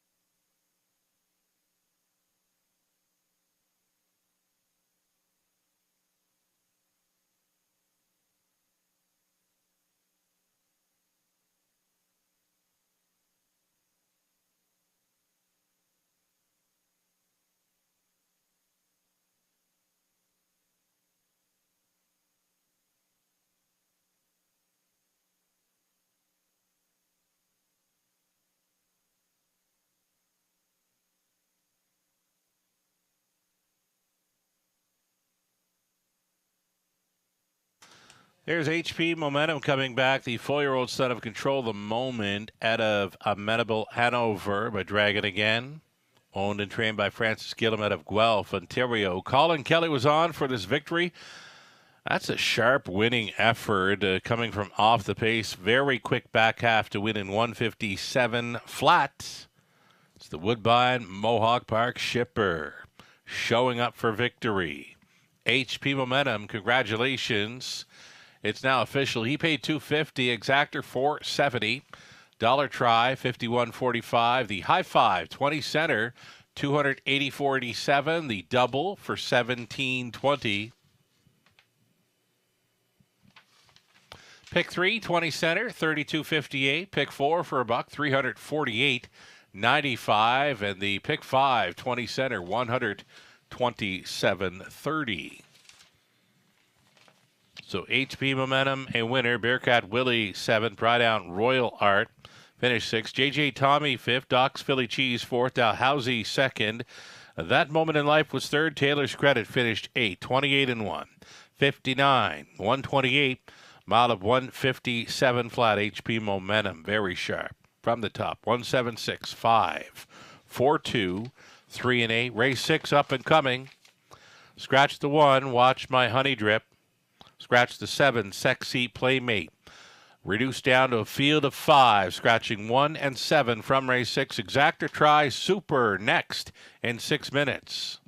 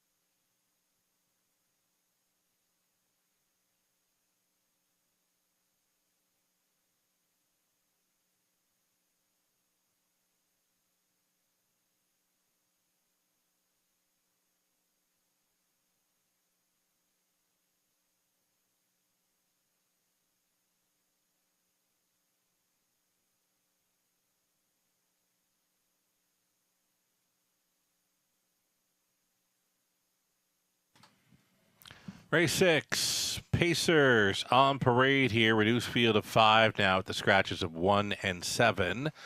You're looking at 2, L'Argent Ladybug. Her return to the races.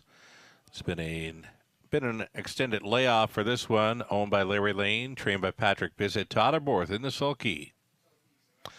Current fave is number 3, Cheddar's Delight. Cheddar's Delight, the Nathan Bain. Best bet selection, Linda Richardson. Owning with Lindsay Sinclair. Bud Sinclair trains Garrett Rooney up. Compass Rose de V is 4. It's Colin Kelly for Steve Adams. Trainer Jake Roberts.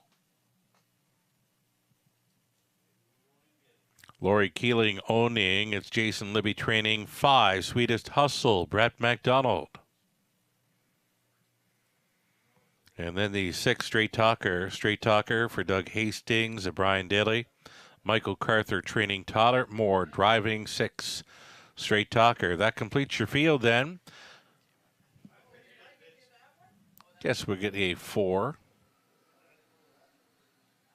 Compass Rose de V. There we get a look at that one. Daughter of Always Be Mickey. I believe this would be the Raceway debut after a couple of goes over Flamborough. Again for Steve Adams, trainer Jake Roberts, Colin Kelly on 4, Compass Rose de V. Those are your 5 starters for race 6. Exacta try. Still a superfecta here.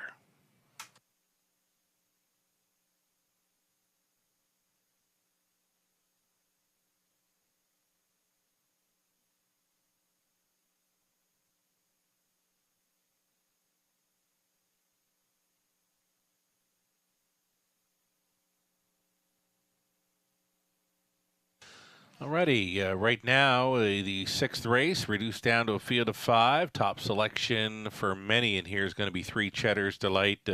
Sharp gate move there last time out, and just a little short on the end to finish second best. And yeah, she fits well tonight. And you know what? The last time I saw her look like this, I believe I was talking to you, and she wired up the field quite easy that night.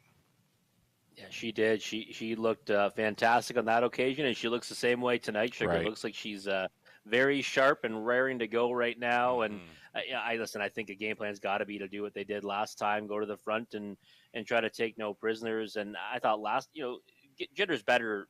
Huge effort first over to go by this one.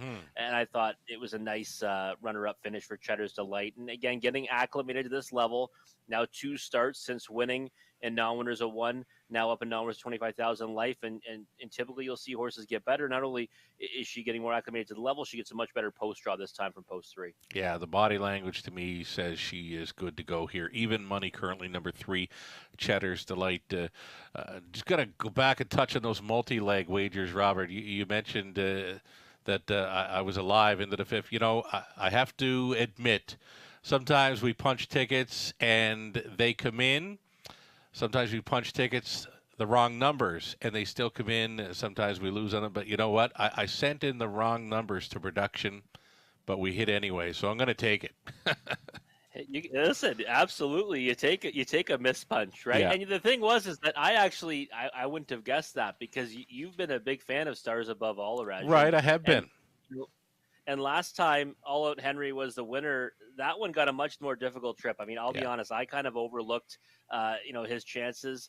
And Tyler Borth, right, second time aboard. Yeah. And someone said to me earlier today, or maybe it was yesterday, that Tyler Borth coming off a career season. Yeah. I mean, he's kind of just keeps on progressing to a new level. You can never rule him out on the racetrack. He seems to put horses in the right place no matter who they are. That's right. He's been down around Flamborough quite a bit too, and doing well down there. He is on another level last couple of seasons, and it's great to see. Right now, we'll discuss 6, Straight Talker. Straight Talker, I don't know if he's a one-trick pony or not. He does close up well when he's covered up for a long ways, but I've seen him travel first up, and you know what? It's not to his liking. So if Todd Moore has that, has the knowledge to save this horse until maybe a final quarter sprint, that's where I see this horse racing best in here. Yeah, I agree, and I wanted so badly to put her on top because I don't believe in the every other start theory, Sugar. But if you Right. look at it, winner by three, really a poor effort as a favorite. Then came back, raced fantastic. I thought to be second, Mm-hmm. and then in a race where I thought she had a big chance to win, she never really got into it. Mm-hmm. Granted, she was at a big pace disadvantage, so I really wanted to like her in here. I pegged her for third. I don't think she's without a chance though, and I'm surprised that she's going off at 8-1 right now. Here's the thing. You go right back through her lines to late November. Every second start, she's showing up. I mean, she's Yeah. second, and then nothing. Second, then nothing. Then winning, then nothing. Then second, then nothing. What's tonight going to Very offer? strange. There was a horse like that back home in the day. We're going back decades now. His name was Best of Dell. He'd win one week and then run all over the track the next time out and then win. And I went to the trainer. I said, "What's up with this horse anyway?" Shoeing change. Every time he got shod, he'd go out and win. He wouldn't There you be, go. and then he'd run all over the track on the shoes that were left on. So some horses might be a shoeing thing. Might be a shoeing thing with Straight Talker.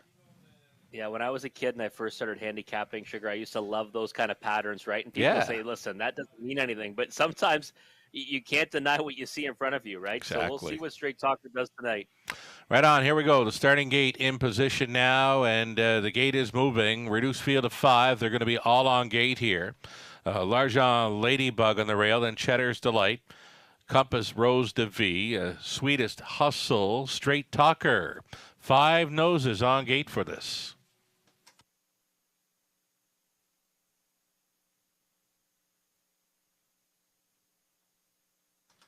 They're at the top of the stretch. Pacers are picking up speed. Here they come. They're off, and no doubt about it. Cheddar's Delight, sharp on parade, sharp in the early going here. She's going to cut it. Leaving out for second with Sweetest Hustle, floating on Edda there for third. Compass Rose de V. And traveling into fourth, we've got L'Argent Ladybug on the return, trailing the field. Straight Talker, straightening for the backside run. Cheddar's Delight released as the 3-5 choice, all alone traveling second. Sweetest Hustle on hold third. Compass Rose de V. They got seated early towards the pylons. Courtemal was a comfortable 29-4 for Cheddar's Delight, and there'll be no right lines for a bit in this one. The Sweetest Hustle continues to follow along. Compass Rose de V content to be third, a gapped off fourth for L'Argent Ladybug, and still treading. That is Straight Talker. Down in front of us they travel single file towards the half mile. Cheddar's Delight is still tugging on Rooney. They half clocked up in 1:01. Sweetest Hustle on the Rooney helmet. Continuing third, Compass Rose de V. A peek to the outside in fourth, L'Argent Ladybug. L'Argent Ladybug getting underway. Cover for Straight Talker off the back end. And they'll pick it up now as they head to the backside. A second and final time. Cheddar's Delight still going forward. Sweetest Hustle from the pocket now is challenging, and they're going plenty now. The pace has quickened by 3/4, 1:30-4. Cheddar's Delight steps it out. Sweetest Hustle being roused on the final turn. Compass Rose de V continues to hold third, though a little bumpy gated. Inside traveling fourth, L'Argent Ladybug, and to her right, Straight Talker swinging for home. Cheddar's Delight fights on against Sweetest Hustle. Here comes Compass Rose de V up at the grandstand side. Compass Rose de V. Final strides getting there. Cheddar's Delight was second. Sweetest Hustle third. Straight Talker, then L'Argent Ladybug. 2 minutes, 1/5. Big final quarter push there. Compass Rose de V. Kelly for Roberts.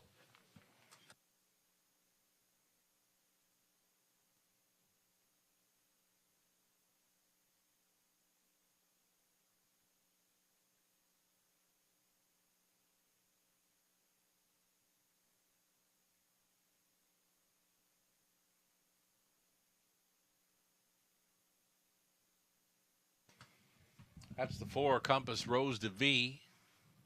Winning over 3, Cheddar's Delight.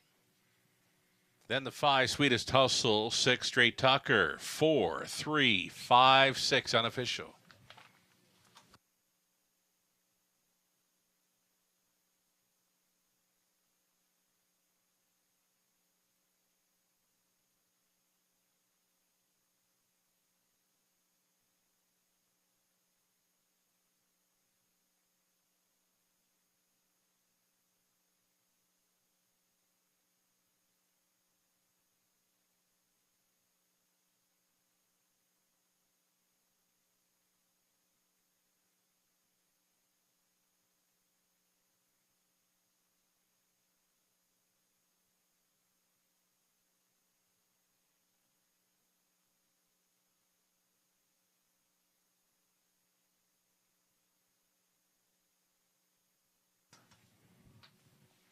Making her way back to the winner's circle following her Raceway debut victory. Compass Rose DeVee. She's the big 3-year-old daughter of Always Be Mickey from the Sun Beach Somewhere mare Seeking Nirvana. Owned by Steve Adams of Toronto, trained by Jacob Roberts, driven to win by Colin Kelly. Huge final quarter to get there tonight. Compass Rose DeVee winning in 2 minutes. 1/5. Congratulations. Compass Rose DeVee, $8.70 to win. Exactor, $28.70. Dollar try, $36.65. The Super for $1, $84.65. One was scratched. L'Argent Ladybug 5th. Cheddar's Delight 2nd. Compass Rose DeVee won it. Sweetest Hustle 3rd. Straight Talker 4th. The 7 had scratched. 29 and 4, 101, 130 and 4, an amount of 2 minutes, 1/5. Compass Rose DeVee, top down, a scratch 5-2, 1-3, 4 scratch on the bottom. Race 7 up and coming as we're now into the back half of this Tuesday evening program. Got a late pick 5 starting up here, $5,000 guaranteed pool. Exactor Try Super also being offered here in race 7. The Trotters go postward in 10 minutes.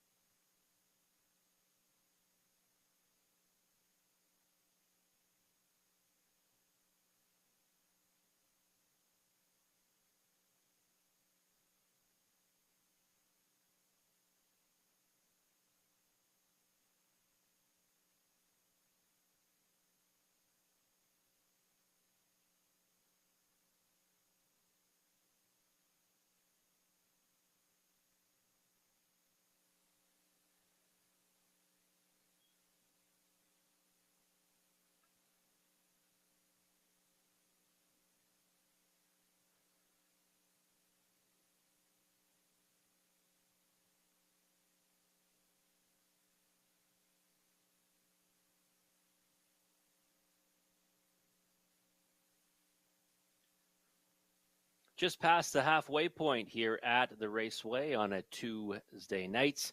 And you know what that means? We've got the late pick 5 starting up here, the guaranteed pool of $5,000. Sugar hit both the early pick 5 and the early pick 4. I didn't. Yours truly did not. But they both paid great, really, all things considered, especially that pick 5. You get some favorites in there, mix in a couple of prices, and once again, another big payout here at the Raceway. We kind of lucked out on those early ones, Rob. And I'm going to tell you, when your ticket does come up for this late pick 5, it's probably just going to show the 9 on your end, but we will be letting our production crew know that you wanted another one in there, too, on the final leg of your pick 5 play, I believe, with that also eligible just moving in. What was that other number? Yeah, you were using 4 and 9. So when we bring up Robert's ticket, this is for production. He's going to use 4 and 9 in race number 11. For me, in this 7th race to start up a late pick 5 in London, 3 deep, going to use Show Me the Magic. A big trip on this one last time when a lot of horses weren't racing from behind and showing up in the top 3. This one made a big move again on a night where not many horses were coming from well back. Last Shot, dropping in class, deserves a look in there, and even the 7 Iron on the outside, adding Lasix, showed well here in December in a couple of starts, was a winner, and then finished 3rd in the preferred type. So Terry Gallant setting out 7 Iron. Colin Kelly trying to come right back in here. Going to go 3 deep in the 8th race as well. Kempenfelt, more Mapo. I'm expecting more from that one on impulse.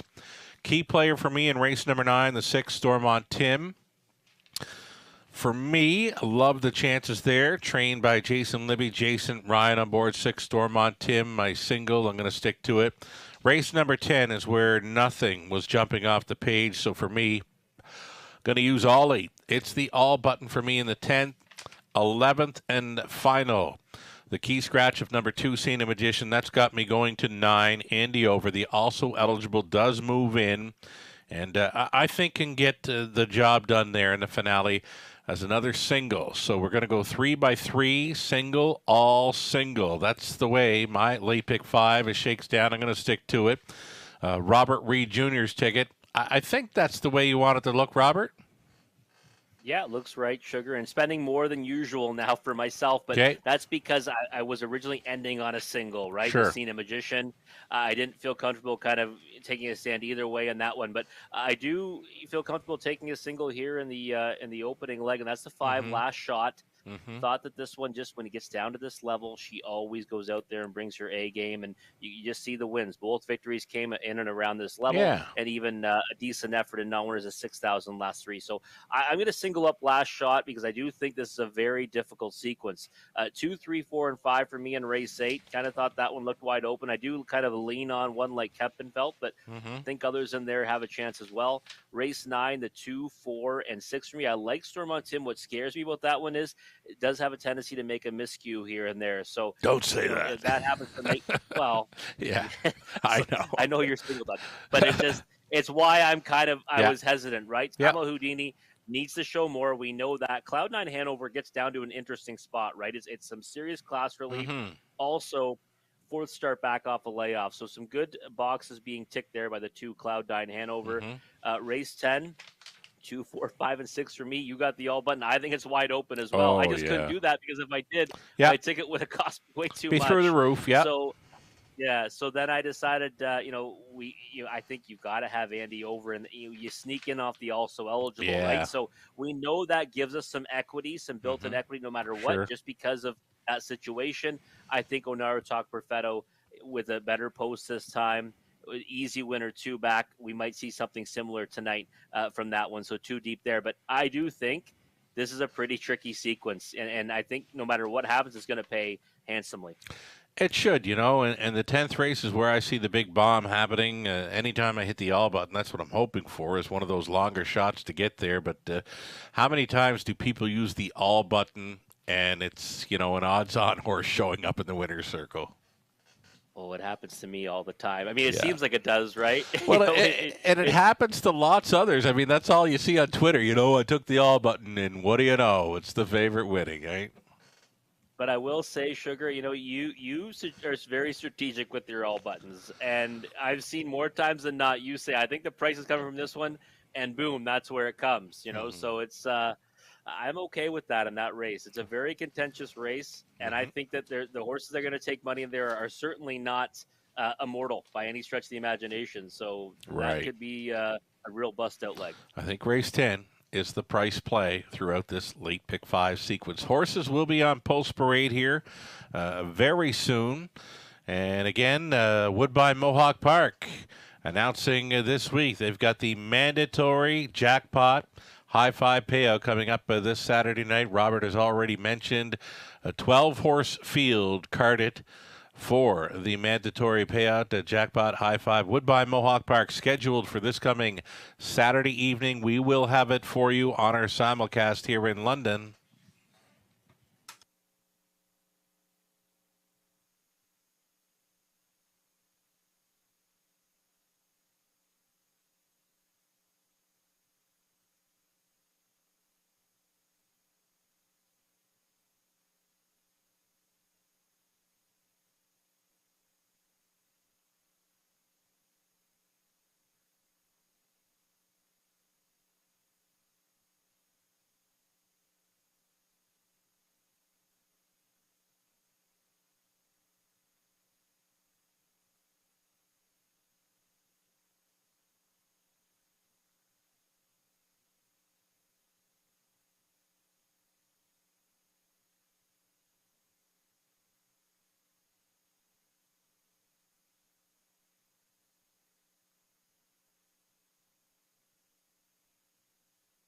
Here we go. Trotters on parade. Race 7 of 11. Number 1, I Am What I Am. Preston Shaw driving for Patricia Gibb. The trainer's Joe Shaw. Number 2, Massive Profit. Tyler Borth for owner-trainer William Ham. Brian and Stuart Lawrence sharing ownership on 3, Rose Run Why Not, with Brian training Scott Ray. Show Me the Magic is 4, Natasha Day for Doug Millard. Natasha trains. Britt Kennedy owning and training number 5, Last Shot. Garrett Rooney going back on the 5. She's a little bit late for the party, but she's gonna start.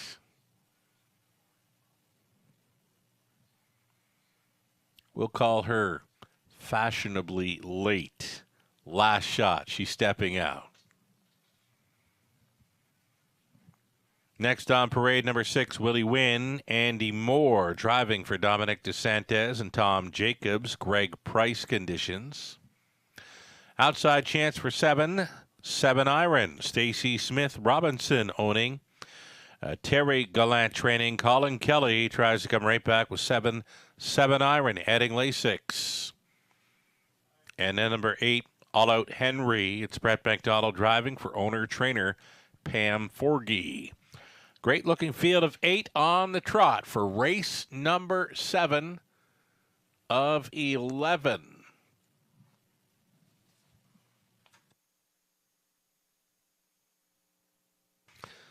The 5, Last Shot, Robert, your top selection, and you mentioned anytime at this level, a huge threat. And right now, she's kind of sharp. She's right on the bit here for Rooney. Yeah, I'm hoping that she is, right? Because I think that her path to glory here is getting, on or near the lead. I think she's got to be sent off the wings of the gate. Hopefully we'll see a decent score down here. 2-1, I expected her to get down, to maybe even odds on in here. I know that the post obviously might not be the greatest for her, but she's won from the 4 hole. She won from the rail 2 back, and we're seeing her revved up right now by Garrett Rooney. I think she looks pretty good out there, Sugar. Yeah, the way she's scoring down, body language says this one's going to get pointed tonight towards the front end mission. If she's not going to be on the lead, she's going to be real close to it. Last Shot does her best work when on or near the lead, and nice score down there for the daughter of Archangel. Last Shot right now a 2-1 second choice as number 2, Massive Profit takes the early money. Yeah, and I've been on this one many times. I was chasing Massive Profit, Mm-hmm. to the point that some people were poking a little bit of fun at me, saying that I just won't give up on a horse. But hey, Mm-hmm. I thought that there was some nice efforts in there. But last time made that break in stride. Looks smoother this time. You remember last time when Tyler Yes. scored this first down? Mm-hmm. He put some serious steps in. Yeah. This time, I don't see them. So his biggest issue are those miscues getting bumpy gated. Mm-hmm. I think he fits very nicely with this group if he can mind his manners, but I still give the edge to Last Shot. I couldn't get too excited about 6-5 on Massive Profit Mm-hmm. just because of his some of his breaking issues in the past. That's it. The tendency to break. He's been a favorite in 3 of his last 5 outings here in London. And, the score down was nice, but I'd be wanting more value in this horse, maybe 3-1, 7-2. Yeah, and also missed almost a month Yeah. too, right? So I mean, there's even more there now. Again, maybe the breaking issues are being sorted out behind the Mm-hmm. scenes, Mm-hmm. but again, you got to get, like you said, like 3-1. I would say before you run out and bet this horse to win. Yep. I don't mind including, but at 3-2, to me, that's a big underlay. Okay, other players to consider here. You've got the 3 and 4 pegged in your selections. Number 3, Rose Run, Why Not? Scott Ray on board. Tried to wire them up last time out, just a little short on the end to finish second to J-Port High Class, who was a well-meant winner in that one. Yeah, you got to like the fact she's got tactical speed, and I'll Yeah. be honest, I didn't even really like her in the play spot on that occasion Mhm. to J-Port High Class. I did have her on the ticket, but she's kind of impressed me. Transitioning from those non-winners of 50,000 lifetime to now a tough group, right? Now winners of 5,000 last 3; those aren't slouches, Mhm. and she's been competitive off the bet, off a layoff of almost a month, 2 back, decent fourth, then a much better effort last time Mhm. to be second to J-Port High Class, who I think will be more than happy to back in here. So I think that she's got a big chance. I just think that it's more so on the exotics. Mhm. She's one that I think might take some more time before she wins against this kind of company, but she should get a big piece of it. Remaining the same level for this number 4, Show Me the Magic. Big move off the back end, very wide in the late going, and on a night where horses just weren't coming from the back, Show Me the Magic impressed there to finish second last time. I thought he's raced really well since going to the barn of Nat Day. I mean, it was kind of a nice claim. Has a victory already and no worse than second in 3 of his last 4. I guess my issue is that I think that group last time, same class, much softer though, right? Okay. Galen Midnight ended up being the winner in it. I mean, Timo Houdini, took some support in there. Well, now you've got the likes of Last Shot, Massive Profit, even Rose Run, Why Not? I'd have a hard time, putting him ahead of them at this point. Might still see more from him, but I do agree he had no right to finish second on that occasion and made a swooping move on a night you couldn't really close to still finish second. Haven't touched any on the outside starter, 7 Iron. Final thoughts on that one? One that I wanted to get to somehow, but post 7, and we raced really well the preferred and was a winner against Tougher 4 back here. Right. Has every right to kind of be competitive in here, but where does the trip look like from post 7? I'm not sure how it goes, so I left him off tonight. Met up with an old pal from Summerside down there looking after 7 Iron this evening. Great to see you, Larry. And here we go with the starters moving in behind to open up a late pick 5 in London. Gates moving. I Am What I Am is in the rail. Then Massive Profit, Rose Run, Why Not? Show Me the Magic, then Last Shot. Willie wins, 7 Iron. Trailing spot for All Out Henry. 8 Trotters. 8th out.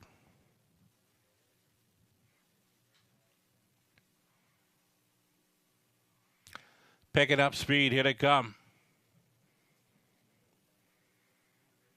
And away they go. A breaker at the start. I Am What I Am. And Colin Kelly sending 7 Iron for the outside gate. 7 Iron looking for the lead against Rose Run, Why Not? Though Rose Run, Why Not was punching on through to grab control. Pocketing up now is a 7 Iron. 14-1 leader. Rose Run, Why Not for Ray. And not going much at all here. Already tapping things up prior to the quarter mile. 7 Iron for a 2-hole ride. Trotting from third. That is last shot, fourth best away for Show Me the Magic. Already a peek to the outside in fifth for Massive Profit. And next in line, we've got All Out Henry. Willie Wynn is next to last, treading I Am What I Am after the early miscue. Just 30-1. Diddled and dawdled through that quarter mile was Rose Run Why Not 7 iron for the trip. In there, third, last shot, thinking about it, fourth. Show Me the Magic. Show Me the Magic is out and rolling, staying in, last shot. Live cover here for Massive Profit. Got directed to the outside in fifth, staying in sixth. All Out Henry underway off the back end. Willie Wynn and a trailing I Am What I Am. Just a half of 101 and 2. To the backside now, and there go the plugs on Rose Run Why Not. And here comes Show Me the Magic with a brisk backside rush, though a little bumpy gated when making that move. Nat Day just using kid gloves with that one right now as they fly on by three quarters. 130-4.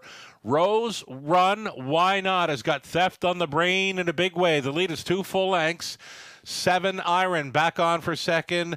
Galloping now was Show Me the Magic. That's room for last shot now with an eighth of a mile left to go. Will be closing, but it could be too late. Almost there. Rose Run Why Not. Here's 7 iron. 7 iron. Up in time. Second best was Rose Run Why Not. Last shot finishing third. Massive Profit fourth. 201 and 2.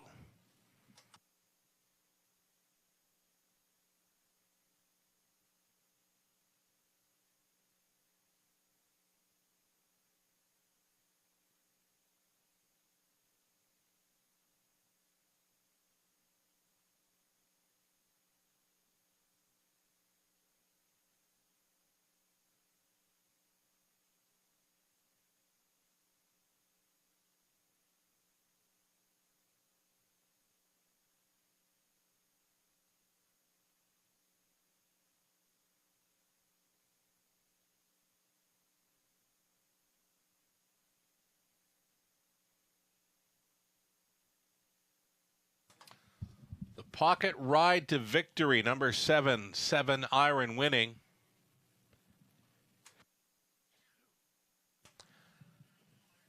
Seven, 3, 5, 2, your top four unofficial.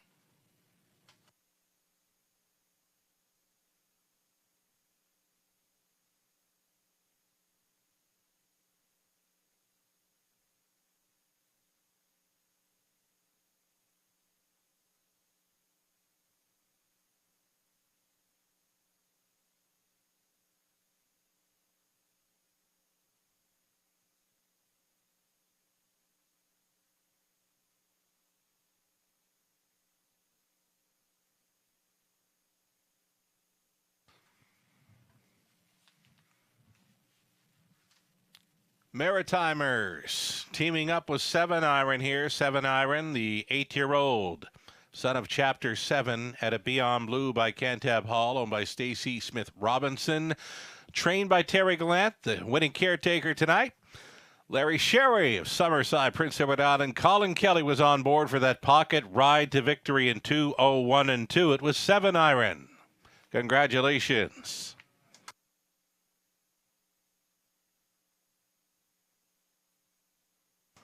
$12.50 to win. Exactor 71.10. That dollar try 126.15. The super for $1. 558 even. Your 20 center worth 111.60. I Am What I Am was 7. Massive Profit fourth. Rose Run Why Not second. Show Me the Magic 6. Last Shot third. Willie Wynn was 8. 7 iron won it. All Out Henry fifth. 30-1, 101 and 2, 130 and 4. The mile was 2, 1 and 2. 7 iron on top.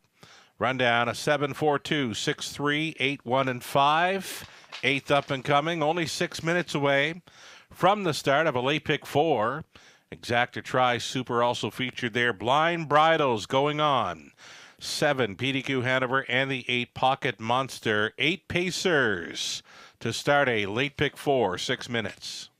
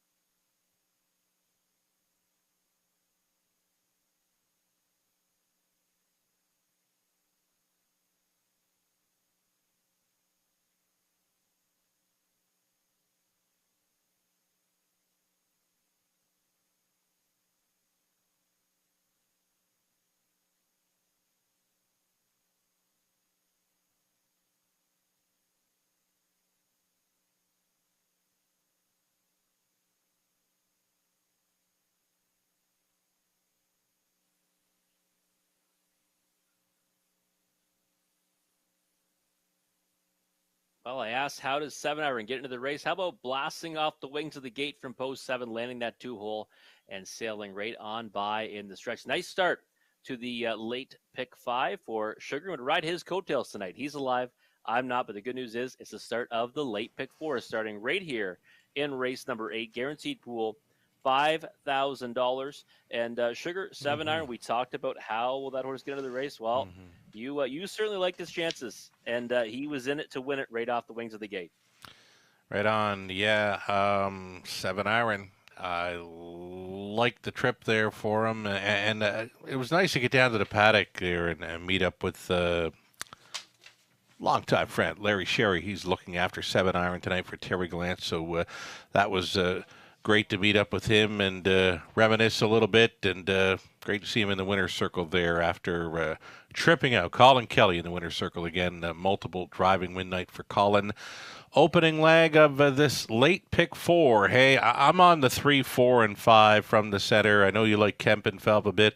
I'm expecting big things from Moramapo. I did not expect 4 to 5 starting up, right? No, I did not see it. I mean, I thought last time, Moramapo was one that kind of caught my eye late when they were going to post parade and just didn't really have much. But second start back off a layoff now, right? And yeah, look, you can certainly say there's a big reason to take a step forward, but 4 to 5, that's a little bit excessive. Yeah, excessive indeed. Like the price on number 5 on Impulse. Can play with these, and right now 30-1. Expected to go much lower though. For me, I'm going to stay with the single on a 6, Stormont Tim in race number 9. Staying on the all button in race number 10. And for the pick 4, I changed things up a bit in the final leg because we did use a single there in race number 9 and an all button. And then, you know what? We're going single on the end of the pick 5. But with one less race, one less part of the sequence, we can spread them out a little more in our 11th and final race. We'll add in the 4, 5, 6, 7, and include the single from the pick 5, number 9. That also eligible. Andy Over. Do not overlook this horse on the end of the pick 4 play. Yeah, I think you've got to definitely have that also eligible. The draws in, and my ticket looks a little bit unconventional for me tonight, we'll say, right? I like to have a single in there somewhere. But the problem is, Sugar, as you know it, my world kind of got messed up with the scratch of Cena Magician. Yeah. He was going to be my single, and I think he was going to be everyone's single. Yeah, mine too. Honest. Yeah. But, now here we are. So 2, 3, 4, and 5 for me here in the opening leg. In the second leg, 2, 4, and 6. And, I do like Stormont Tim's chances, but I think you got to use Cloud9 Hanover. I like the situation for that one tonight. Tamla Houdini, further class relief should help his chances as well. Race 10, the 2, 4, 5, and 6. I mean, if I had to maybe, single one now, it might even be Rosella in there if I had to take a stand. But I'll be honest, that was a race where we thought it was wide open. So I don't really want to put my eggs in one basket in there at all. And the finale, Onaro Talk Perfetto, I have to have on my ticket with the scratch of the 2, Cena Magician. But I don't mind the idea of just kind of also looking to Andy Over, because last time, even money from the rail, not one that has a ton of gate speed, got away third, had to come first up against Power and Grace. That didn't work out. He can be better this time. And again, we know we get that added value with an also eligible. I don't think he'll be as much value vertically as he will be in the multi-leg wagers. I agree. Anytime there's a live also moving in, you're going to get above the norm value on a horse like Andy Over. We've seen that plenty of times. The also Andy Over moves in, will be leaving from post 2 in this fourth and final leg of our late pick 4. The post parade coming up soon. We're on the pace for race number 8. Trotters for the 9th. Back on the pace for the 10th and a trotting finale. There are the horses getting set to post parade. Stand by.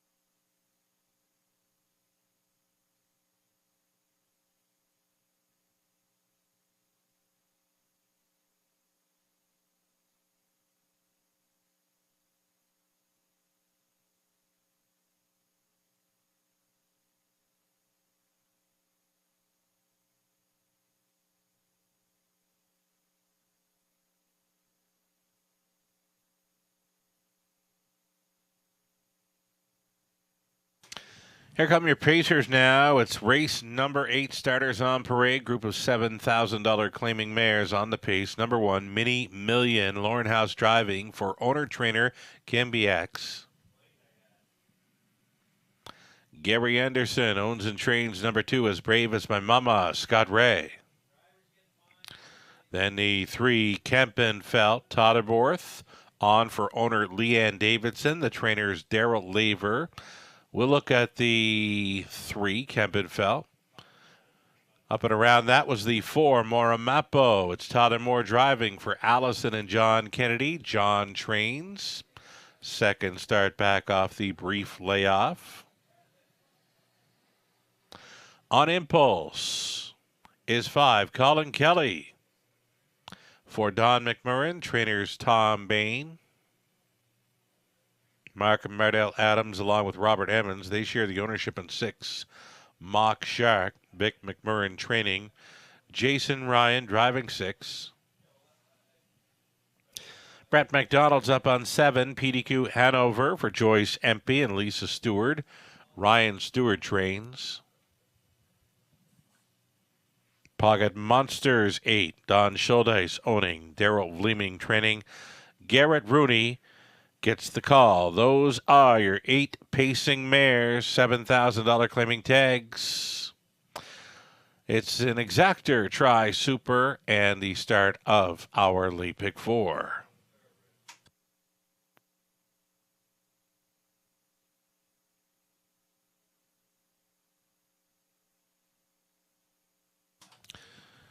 Here's the look at the Kempenfelt. I know you're kind of high on this one, Robert. Fringe player, great check getter, and a possible winner right here tonight. Yeah, I think she fits in nicely with this group. Last time not too far off is Century, Georgia, JM or Mock Mel at Flamborough Downs, and I think she'll like getting back here. Her last effort here at the Raceway was, overland a long way before finishing 4th to have a connection. And I think with, a better trip on that occasion, she may have, done a lot better in that contest. So I thought she would take more support from post 3. I think she deserves it in here. 5-1's a nice number.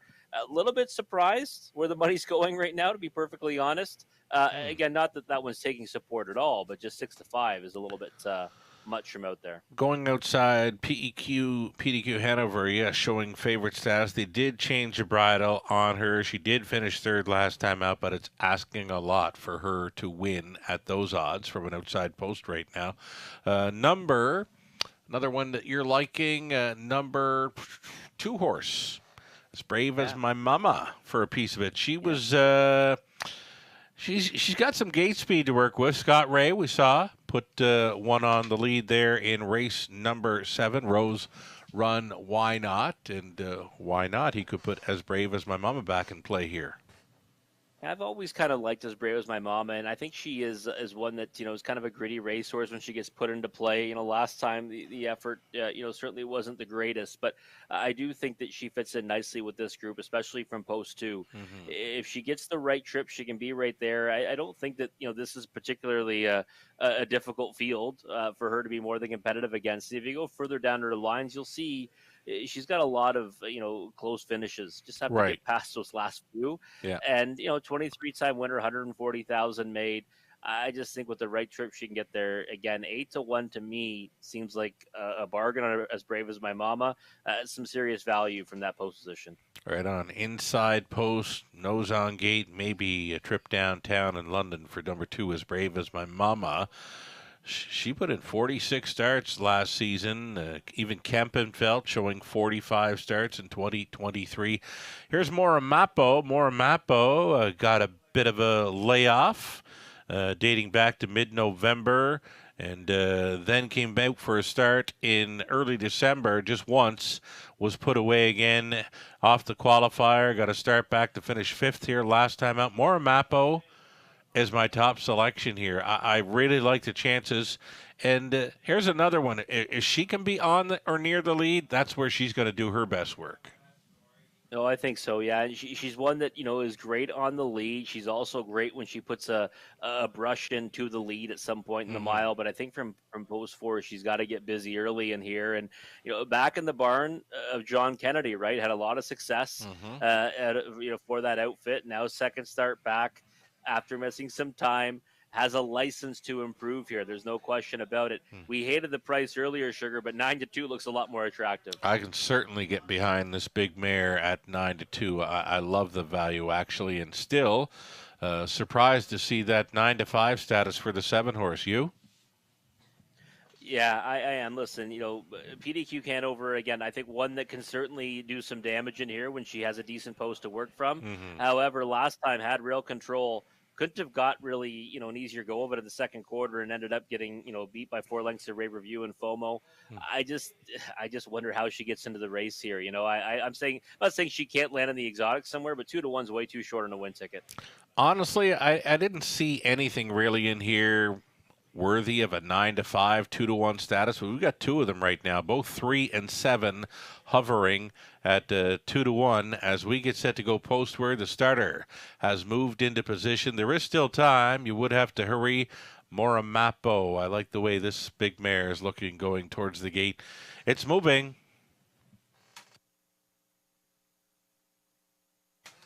Mini Million on the rail, As Brave as My Mama, Kempenfeld, Moramapo, then On Impulse, Mock Shark, PDQ Hanover, trailing out Pocket Monster.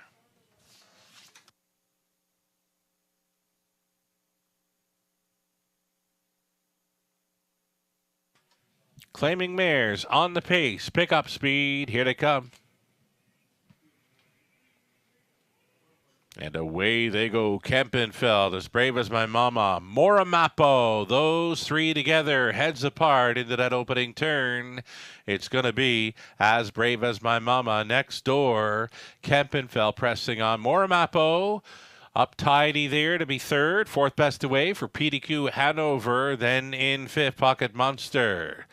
Then it's back to On Impulse. Next to last, Mock Shark trailing the field was the rail starter. Mini Million on by the quarter mile, tapping things up. Ray with As Brave as My Mama. Moore already out and rolling with Moramapo, and she's being chased up into turn number 2. 29-2, the quarter mile speed. As Brave as My Mama leading with Moramapo. Now looking this leader in the eye. Traveling in third, Kempenfeld, fourth and wide for PDQ Hanover. Switching wide from fifth is Pocket Monster, then On Impulse. Back markers continue to be Mock Shark and Mini Million. 1/2 gone and 1 to go for As Brave as My Mama, reaching the halftime station in a minute and 2/5. As Brave as My Mama has Moramapo alongside in second, high-lined on by the 5/8. Inside traveling third is Kempenfeld, fourth and wide. There's PDQ Hanover. How about Mini Million from 8th into 5th? Soon to be fourth and going up at the 4 wide side and circling by 3/4. PDQ Hanover. PDQ Hanover going to the top. Mini Million still out there on the wide side. In behind a wall is Pocket Monster. As Brave as My Mama fights on there at a fourth, and out of the backfield another bomber here, and Mock Shark at 45-1. Widest of all, spinning for home on top. PDQ Hanover. It's Mini Million, and her surge has stalled. Knifing on through. Pocket Monster almost there. PDQ Hanover. Pocket Monster. PDQ Hanover by a neck. It got close for the deuce. Pocket Monster with a rushing On Impulse towards the inside. 2, 3, and 3.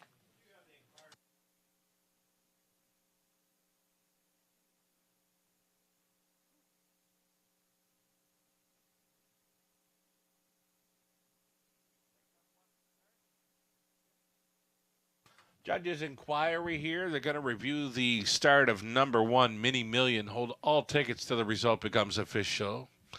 Again, it's a judge's inquiry involving the start of 1, Mini Million.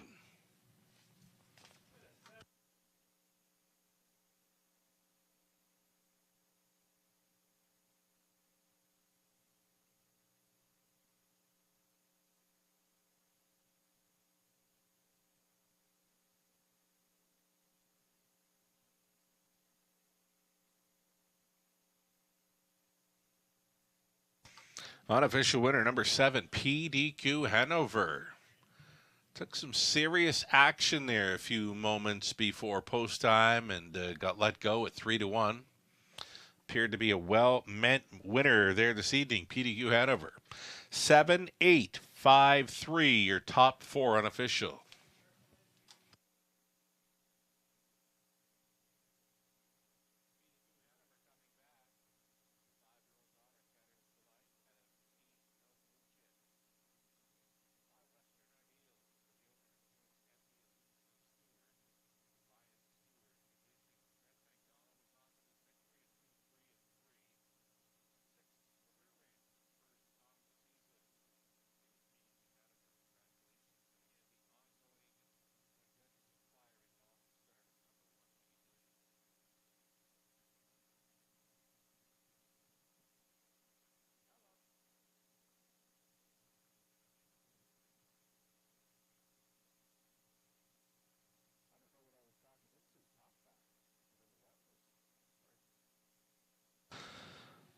Back down in front there was PDQ Hanover. PDQ Hanover, the unofficial winner of race number 8. 7-8-5-3, your top 4 unofficial. And the judges' inquiry involving the start of number 1, Mini Million. Hold all tickets.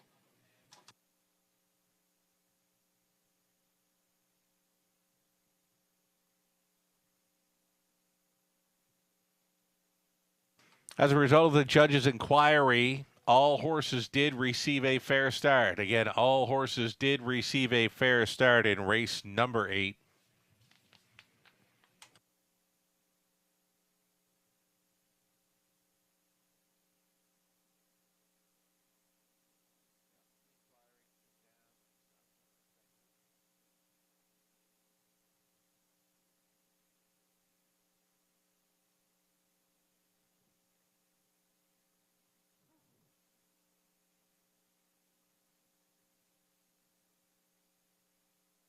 Going official here with race 8. Mini Million was 7th. As Brave as My Mama 5th. Kempenfelt 4. Moramapo 8. On Impulse 3rd. Mock Shark 6. PDQ Hanover won it. Pocket Monster finished 2nd. The mile 2, 3, and 3. PDQ Hanover. Paid $8.40. Exactor $56.20. Dollar Try $230.55. The Super for a buck $1,031.20. The 20 center worth $206.24. Our 9th is next as we go back on the trot. Scratch the 3. Move in the 9. Duke Deo. Driving will be Brett McDonald. Leaving from post 3. Again, the 9. Duke Deo. Indigo. Post 3. Brett McDonald will drive. 6 minutes to post time on race 9.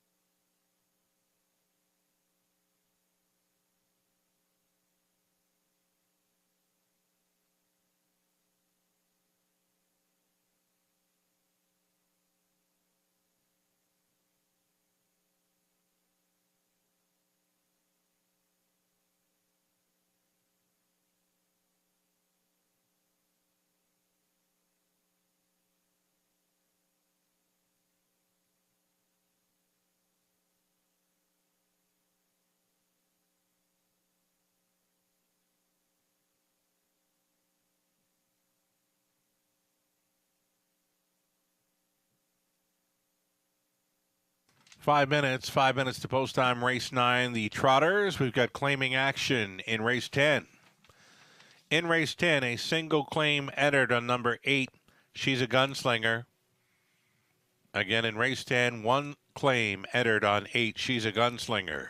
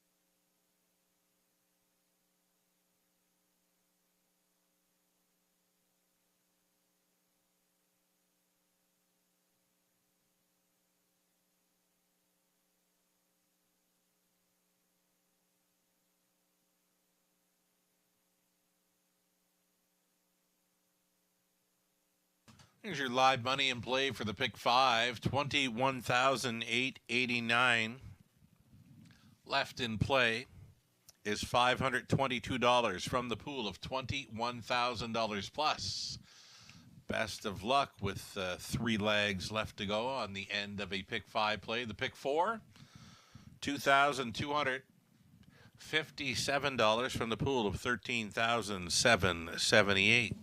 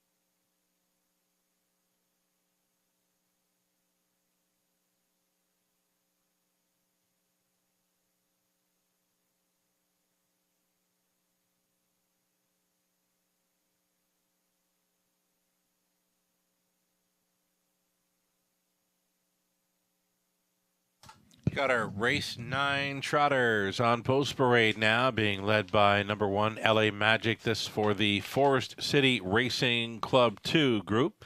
Lindsay Kerr training, Dan Clements on board. Cloud 9 Hanover is 2, Jeff Mayhew owning. It's Lindsay Kerr training. Tyler Moore. 3 was scratched. Timeout Houdini 4. Todd Abort driving for ECS Racing LLC. Steve Boston's trains.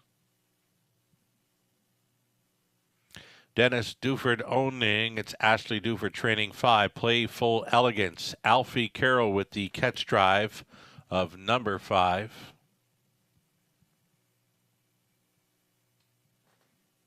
Then game 6, Stormont Tim for Jacob McCurley. Trainer's Jason Libby. Driver is Jason Ryan. Outside chance for number 7, Show Shideo. Garrett Rooney for Leanne Davidson. Trainers Daryl Laver. Michael Hamlin owning and training number 8, AJ Tighton. Anthony Hamlin on board. And then the 9 is Duke Deo, another for owner, trainer Mike Hamlin. Brett McDonald, catch driving, leaving from post 3, number 9, Duke Deo. Those are your starters. 8 trotters then for this exactor. Try, pick 3 play. Even money currently on number 4, Timeout Houdini.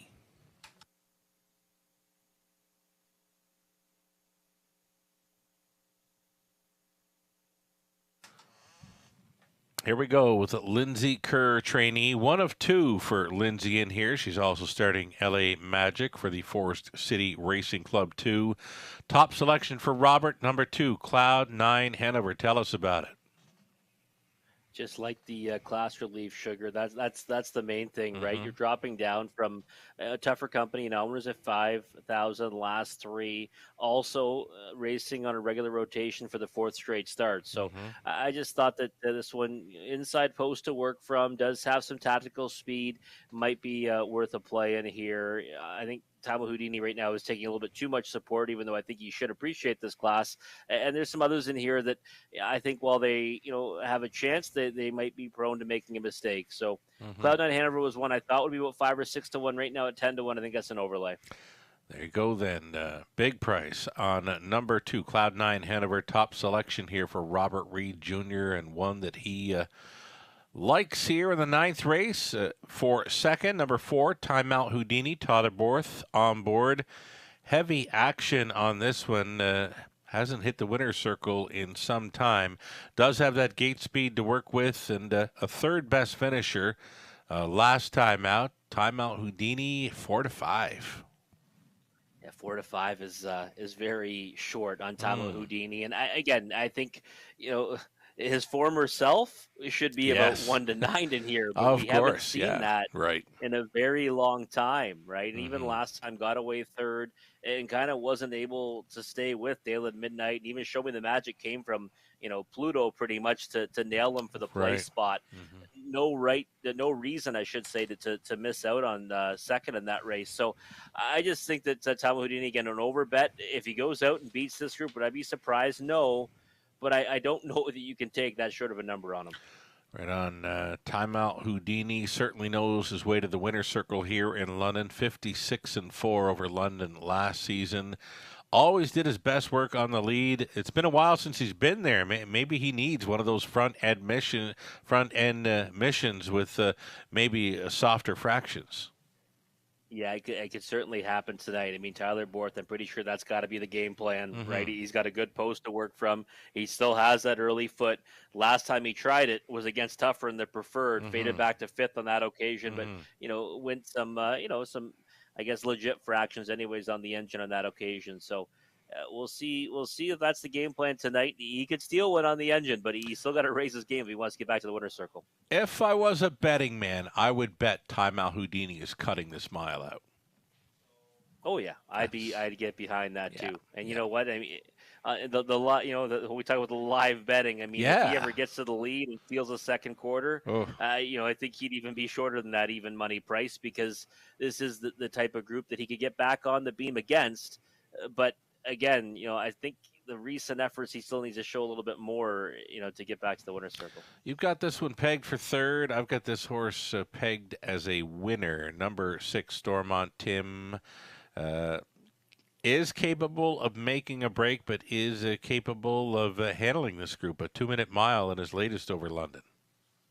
Yeah, I think this horse has every bit of chance to win in here, as the ones we've been discussing. My concern is, you just mentioned it, is the miscues that he makes, and he's made them. I mean, maybe I'm holding it against him because for me, Sugar, he's made them kind of in opportune times, we'll say, when I've needed him. Right. So sometimes you kind of hold that against one. Yeah. I think that he could beat this group all day with the right kind of a trip, and if he minds his manners. The problem is he's had issues doing that in the past. Here's the thing, Robert. We can chase horses forever, but if we chase them long enough and they disappoint us in a big way, we can leave them alone forever. Oh yeah, it's happened to me many times. Yeah. I've had people mess me about the Horse Players Journal and say, I picked a horse, 9 straight starts, but if they let you down in a certain way at some point, all of a sudden you jump off them, and when you know it, people say, oh, the Robert Off angle was a winner tonight. Yeah. It seems to happen, but you remember those more often than your victories, right? Homie Joe, right? Homie Joe. Oh, wow. That was a tough one for me. Definitely a tough one for you. Yeah. You backed him so many times. Yeah. Here we go. It's the Trotters for race number 9. Gates moving. LA Magic on the rail, then Cloud 9, Hanover Duke Deo, Timeout Houdini, Playful Elegance, the Stormont Tim, then Shoshi Deo, AJ Titan in the trailing spot.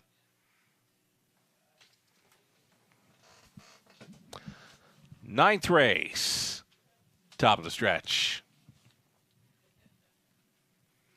Picking up speed, here they come.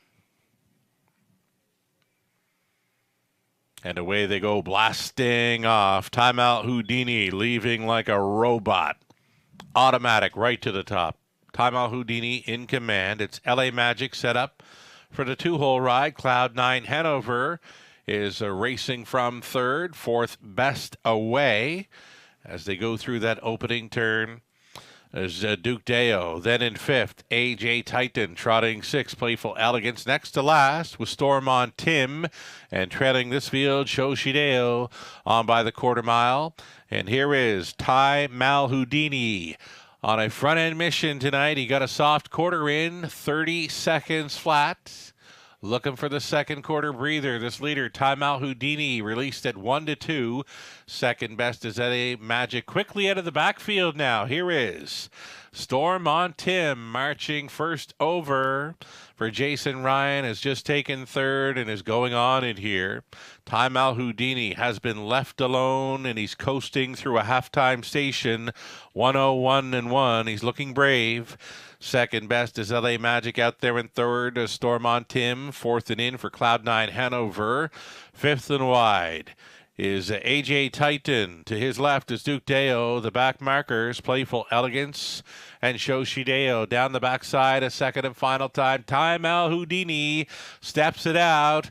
And again, looking very brave here, going up towards three quarters. Timeout Houdini in sprint mode by that station, 1:30-2. He was 29-1 through the third. And Timeout Houdini's on top by 3. LA Magic holding down the deuce over Stormont Tim. Racing from fourth is Cloud 9 Hanover, a buried fifth. Duke Deo into the stretch and all alone to bring him home. It's Timeout Houdini. Timeout Houdini. 4 left turns, and he's on his way to the winner's circle here in London. Borth on board for Boston. Second best was LA Magic, and then it was Cloud 9 Hanover, 2:01.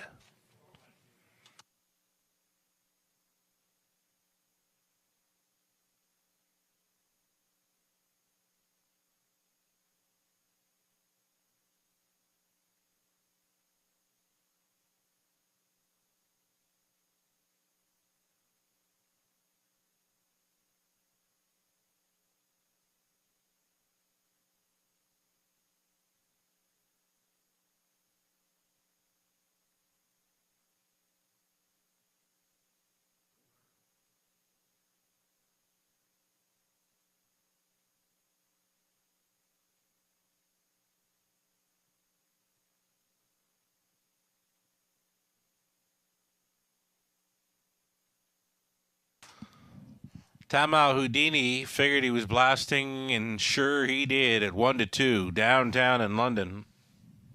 4-1-2-9, your top four unofficial.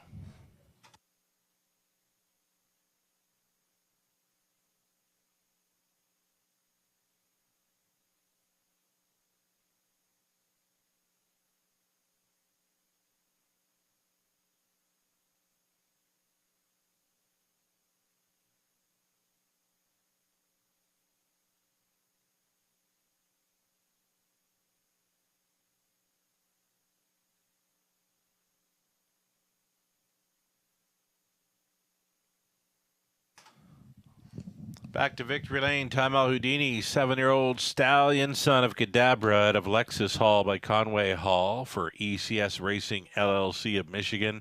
Steve Boston's condition, Toddermore, driven to win. Gate to wire tonight, 201. His 19th career victory, his first of 2023. Timeout Houdini. And a Todderborth scoring. It's a multiple driving win tonight again for Todderborth. After scoring with the Stars Above Ulleridge, he's there with Timeout Houdini, paying $3, exactor $12.90. Dollar try, $25.75. Super for about $263.35. LA Magic.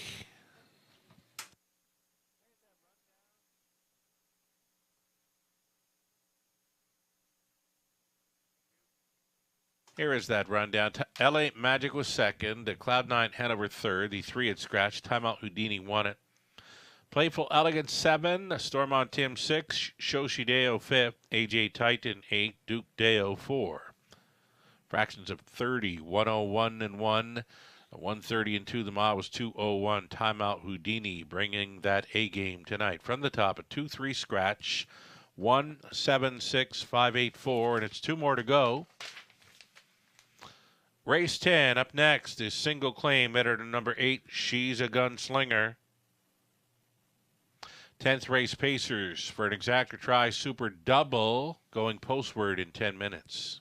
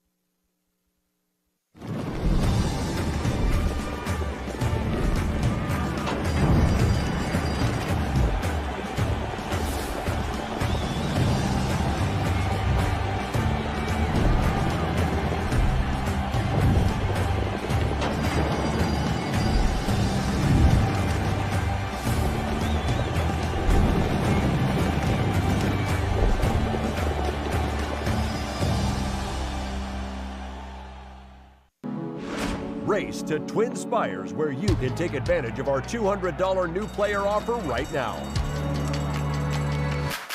Register with code GET200 to start earning your bonus of up to $200 with Twin Spires, where you can watch and bet on the best racing from across the globe.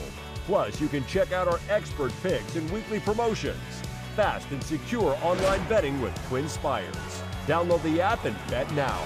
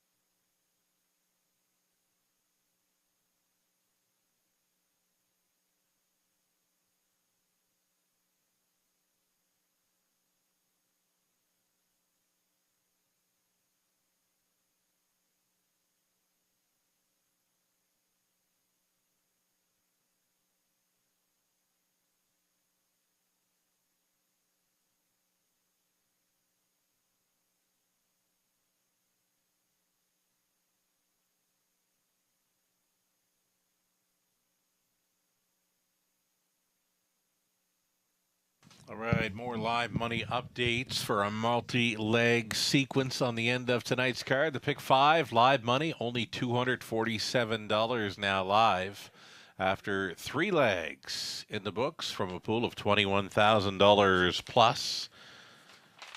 Got a heavy favorite there in Timeout Houdini. PDQ Hanover was 3-1. A 7 iron started things up, I believe was 5-1. Late pick 4, live money from the pool, just shy of $14,000, $1,211 live and in play. Less than 10% of the pick 4 pool still live and in play halfway through it. 3 minutes wagering time. The upcoming 10th race has Pacers, a single claim entered on number 8. She's a gunslinger.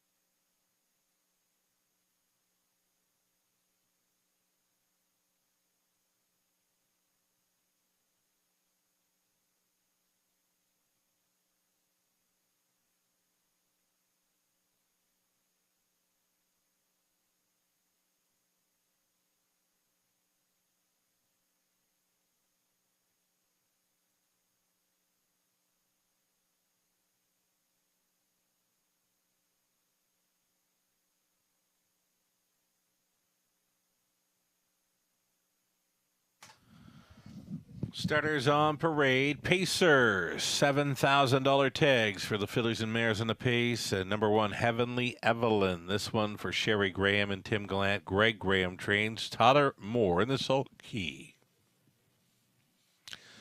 Number 2, it's going to be FOMO. Bo Brown driving for Stratton Stable Inc. along with Bo Brown. Tisha Symes conditions. Gary Freer owning and training 3, Burlesque Sealster, Natasha Day. Rave Review at a post 4, Garrett Rooney drives for Dan Mead, the trainer's Rob Doyle. All-Star Farms owning 5, Woodmere Stella, Jason Ryan on for trainer Kyle Bossens. Then 6 is Rosella, Brett McDonald for Leanne Davidson, along with a Brooke Kupek. Daryl Laver trains. Larry Curry owning, Doug Curry trains the 7, Northern Belle, Todd Aborth. And to trail out the 8, She's a Gunslinger with a single claim entered, owned by Jim Napper. The trainer's Catherine Gaudreau. Driving is Dan Clements. Those are your 8 Pacers. For race 10, the Exacta Tri Super late double starting up.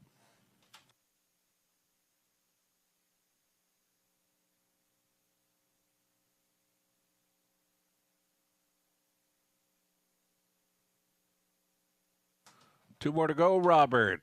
This 11 race card, our final pacing event tonight, goes on to a trot in race number 11. Number 5, Woodmere Stella.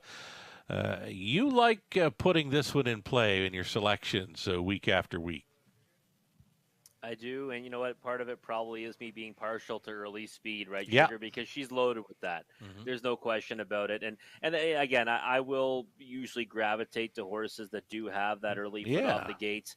I thought that the Victory 2-back was a real nice one when she blew the field away. It's in against easier competition, but then the last time, you know, Shake It If You Got It would probably be odds on, and here again, you know, Sure. the shortest of prices, and was a decent, runner up to that one. So I think that Woodmere Stella right now is in good form, and has that quick turn of foot off the switch. 9-5. Well, it's a long way from the morning line of 8-1, isn't it? But It is too. Like her chance there. It's been some strange things tonight. We go back to race number 8. PDQ Hanover was a morning line favorite at 2-1. That was a surprise. And then when we saw her taking the heavy action, she was at like 9-5 at one time. We were like, how, right? But you know what? She definitely showed up with her A game tonight.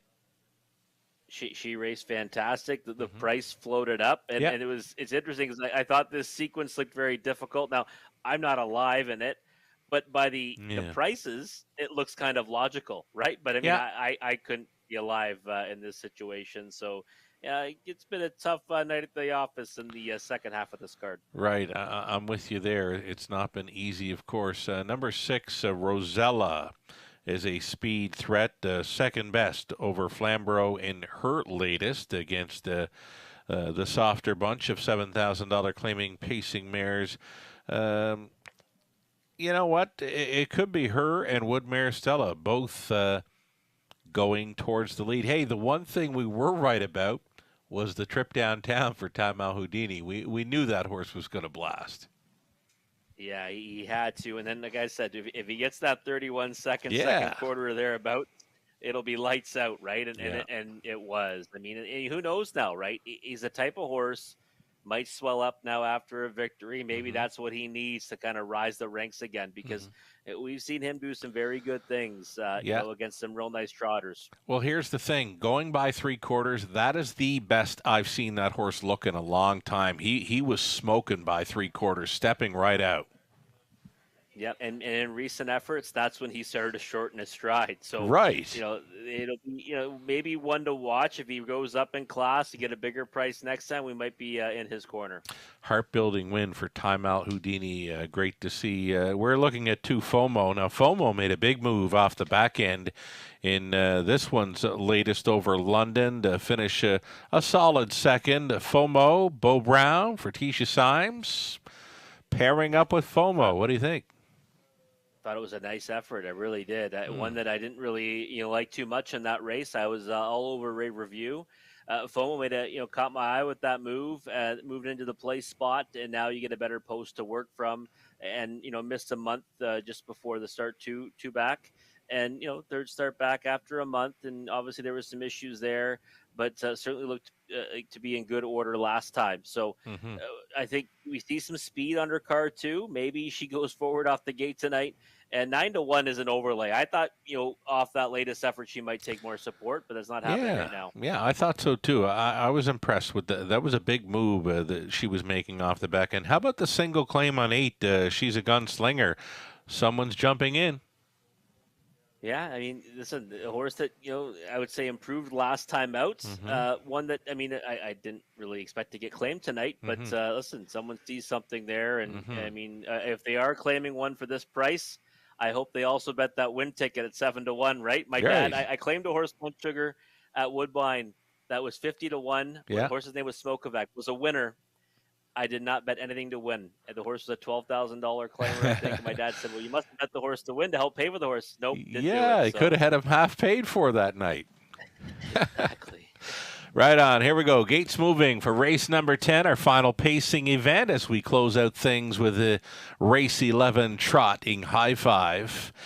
Here we go. The 10th race, Heavenly Evelyn, then FOMO, Burlesque Sealster, Rave Review, then Woodmere Stella Rosella. Northern Belle farthest out, treading out. She's a gunslinger. Into the stretch. Picking up speed. Here they come. It's the 10th in London. It starts now. Tyler Borth sending Northern Belle into that first turn. It was the killer crossover. Northern Belle, and Borth has got another one in play, this time at 24-1. Northern Belle leading. Here comes Woodmere Stella. Rushing and brushing here at even money. The favorite is going to take control. The long shot is going to pocket up. Woodmere Stella. Northern Belle on hold third. Heavenly Evelyn. FOMO looks at it from fourth. Fifth best away for Rosella. Single file through the quarter mile. Zipped along in 29-1. Going third to last. She's a gunslinger. Burlesque Sealster with one beaten in the early going. That is Rave Review with a move now from last. They're going to pair up now on this half-mile approach. First to roll from fourth is FOMO. Down in front of us, they travel. Woodmere Stella on top. Northern Belle for the trip in second. FOMO moving into third. Fourth and in, Heavenly Evelyn. Fifth and wide, Rosella. Burlesque Sealster. She's a gunslinger and still trailing Rave Review. They get over the half in a minute. And 3/5, a 31-2. Second quarter breather for the leader. Chased up after 5/8. Woodmere Stella. FOMO is rushing and brushing now. Northern Belle still up there in the top three. Rosella a second over Toep in fourth. Fifth and wide. She's a gunslinger. Widest of all. Rave Review. 3/4 up. 130 flat, 29-2 third. Woodmere Stella still going forward. The lead is a full length to FOMO. Rosella tipping out on the three wide side, still coming wide out of the turn. She's a gunslinger. Widest of all is Rave Review into the stretch. Woodmere Stella doing all the work and trying to get paid. She's almost there. Woodmere Stella for the victory and a 4 across place finish. She's a gunslinger. Burlesque Sealster. 201-1.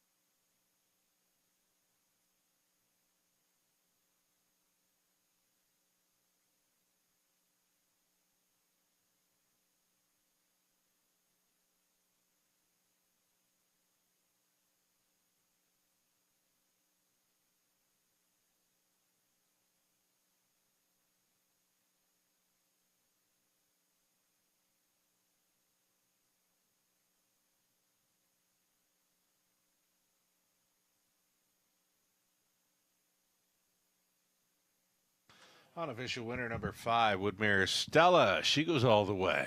Woodmere Stella on top, 5, 8, 3, and 2. Your top 4 unofficial.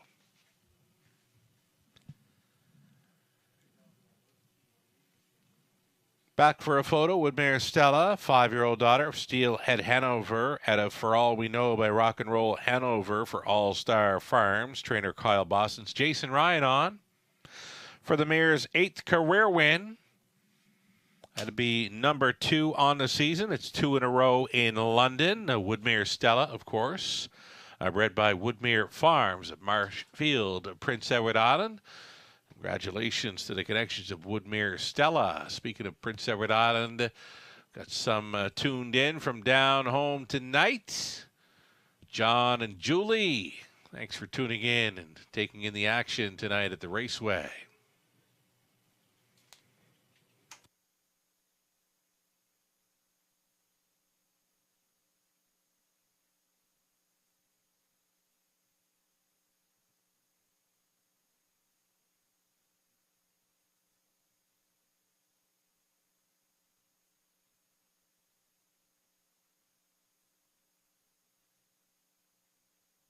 Race 10, we're going official here.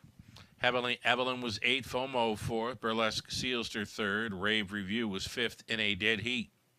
Woodmere Stella won it. Rosella was 5th in a dead heat. Northern Belle 7th, She's a Gunslinger 2nd and was claimed. A 29-1, a minute 3/5, 130, mile of 2-1-1. Woodmere Stella on top. From the top becomes 8-4-3, 5 dead heat 1, 5 dead heat 7-2. 410 to win, exactor 68.30, dollar try 349.05, super for a buck. Favorite on top here, dollar super 2,624 even, 20 center worth 524.80. From race 10. Number 8, She's a Gunslinger, was claimed for the price of $8,750. Goes to A1 Stable. Trainer will be Jody Cullen. 11th and final up and coming. Scratch the 2. Cena Magician, number 9, Andy Over, is going to move in and leave from post 2. It's a preferred top-class trotting event. Purse $13,000. Again, 2 came out. The 9, Andy Over, in and leaving from post 2. 8 minutes to post time. Exactor try. It's another high 5.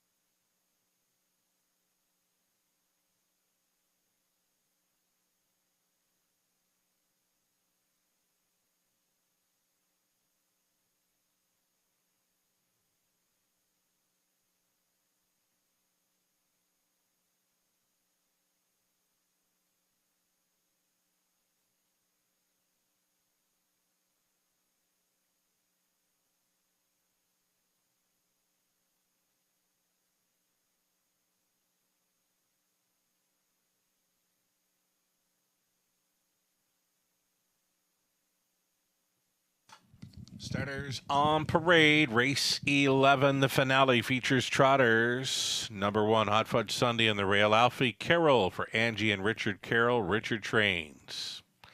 Number 2 is scratched. 3 is J-Port High Class. Greg Dustin training and driving for Gijs Veersteeg and Ted Melchers. Ordinary Attack Perfetto 4. Brett McDonald for Tony Basile. The trainers D. Nixon. Charmbo Prince 5, John and Randy Ryer sharing ownership with John training. Paul McKenzie up. Then the 6 is Run Like Hill, Colin Kelly for the owner-trainer Francis Guillemet. Brandon Guerra owning. Mark Goddard training 7 Esquire. Totterborth. Number 8, it's Heavy Duty for Natalie Elliott. Natalie trains. Ryan DeRoche. And the 9, Andy Over, is moving in and leaving from post 2 for Ed and Ashley Hensley. Ashley trains, Ed drives. Number 9, Andy Over again from post 2. Great looking field. These are top class trotters, the preferred event for a purse of $13,000. Exactor Try, another non-jackpot super high five play up next.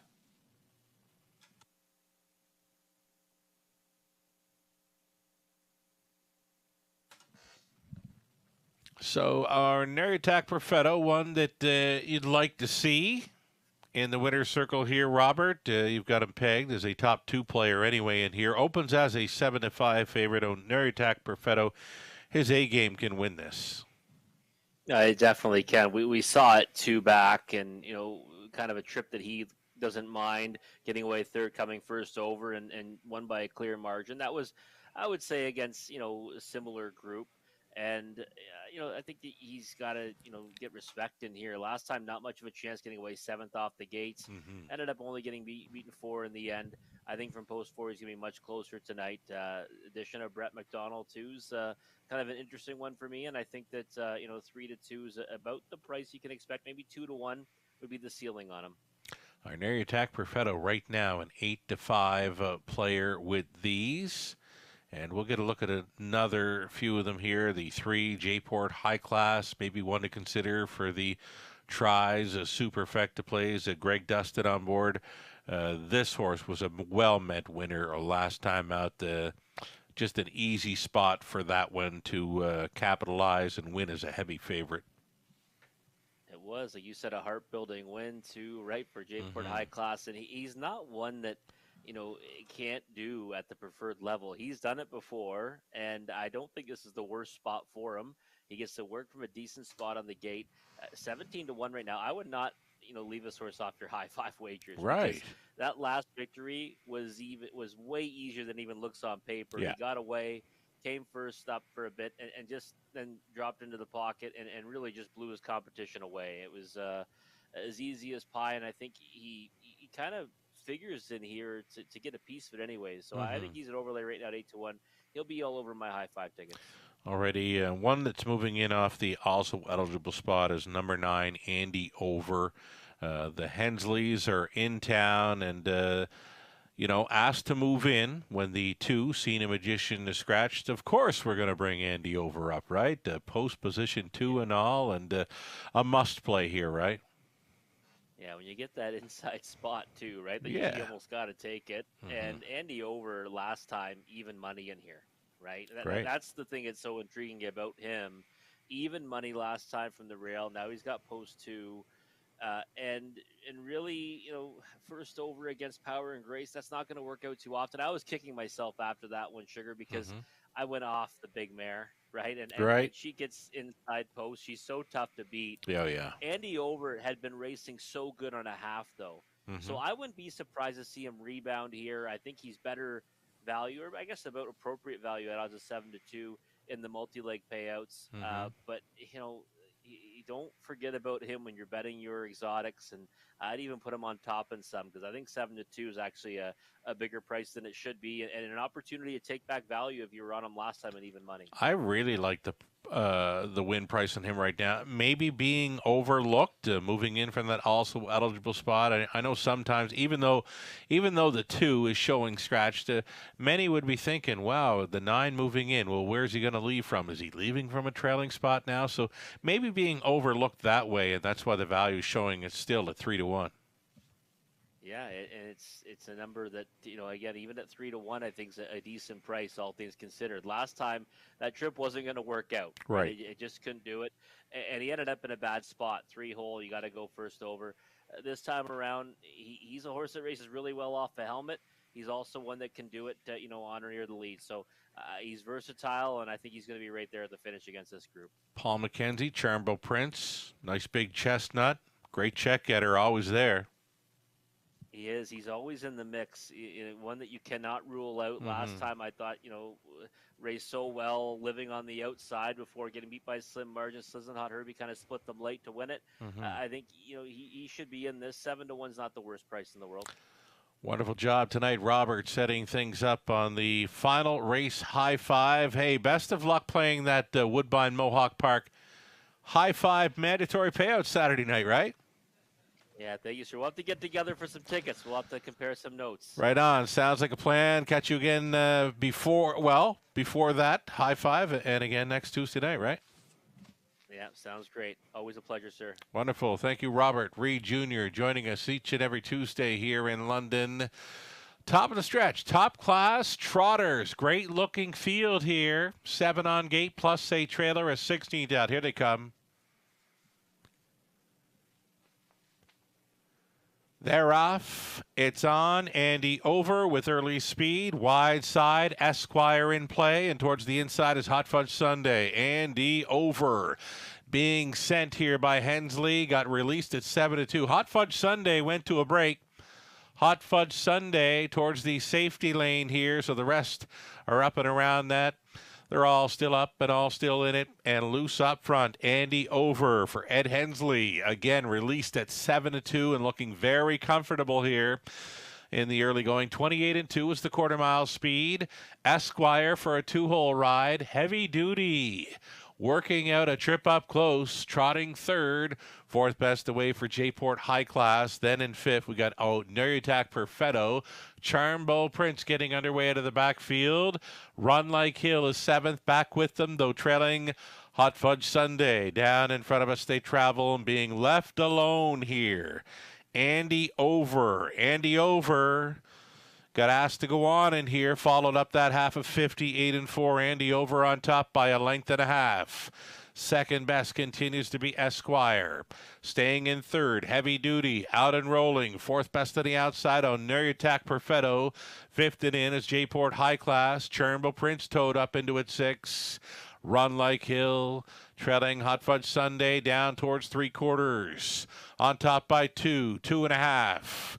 Andy over by 3/4, 128-2. Andy over all alone into the final turn. Esquire has been tripping out in second. Heavy Duty is showing third. Soon to be fourth, J-Port High Class, and off the back end, Run Like Hill coming with a late surge into the stretch. Andy over on top. Second best is Esquire to challenge for second. Heavy Duty and up the inside, J-Port High Class. Andy over. It's over for the Hensleys in 158-1. It got real close for second. Esquire was against J-Port High Class, and coming very late was Run Like Hill.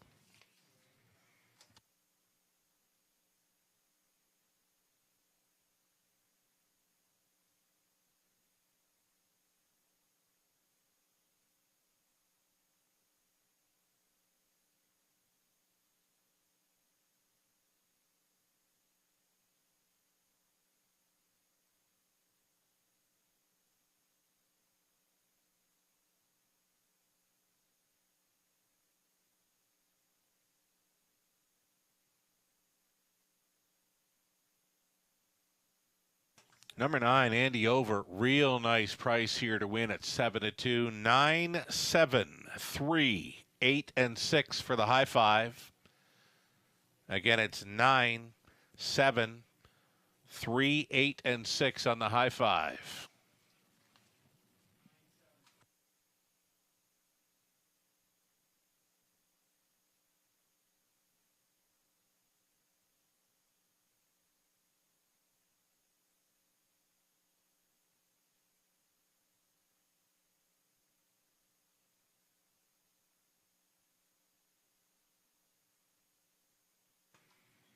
Andy Over looked so good on the parade. Ed Hensley put him on the lead all the way. Victorious here in the preferred. Andy Over, the 6-year-old son of Andover's son, had a victory loved by Valley Victory for Ed and Ashley Hensley of Dundas. Ashley trains, Ed does the driving. Wires them up tonight in 158-1, 23rd career win, first of 2023. Andy Over in off the also eligible spot. Wires them up in preferred action. Congratulations.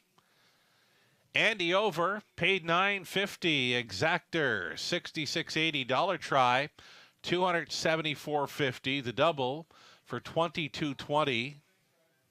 Incredible high five payout, well over $3,000 on a 20-cent high five with Andy Over on top. The pick 3, 20 center, $15.21. Dollar pick 4, $700, 45 cents. The pick 5 for 20 cents came back at $741 and change. Again, that high five, incredible payout, $3,617.55 for the 20-cent play. Andy Over on top. Hot Fudge Sunday was 7th. 2 at scratch. Jayport High Class 3rd. Neriatak Perfetto 6th.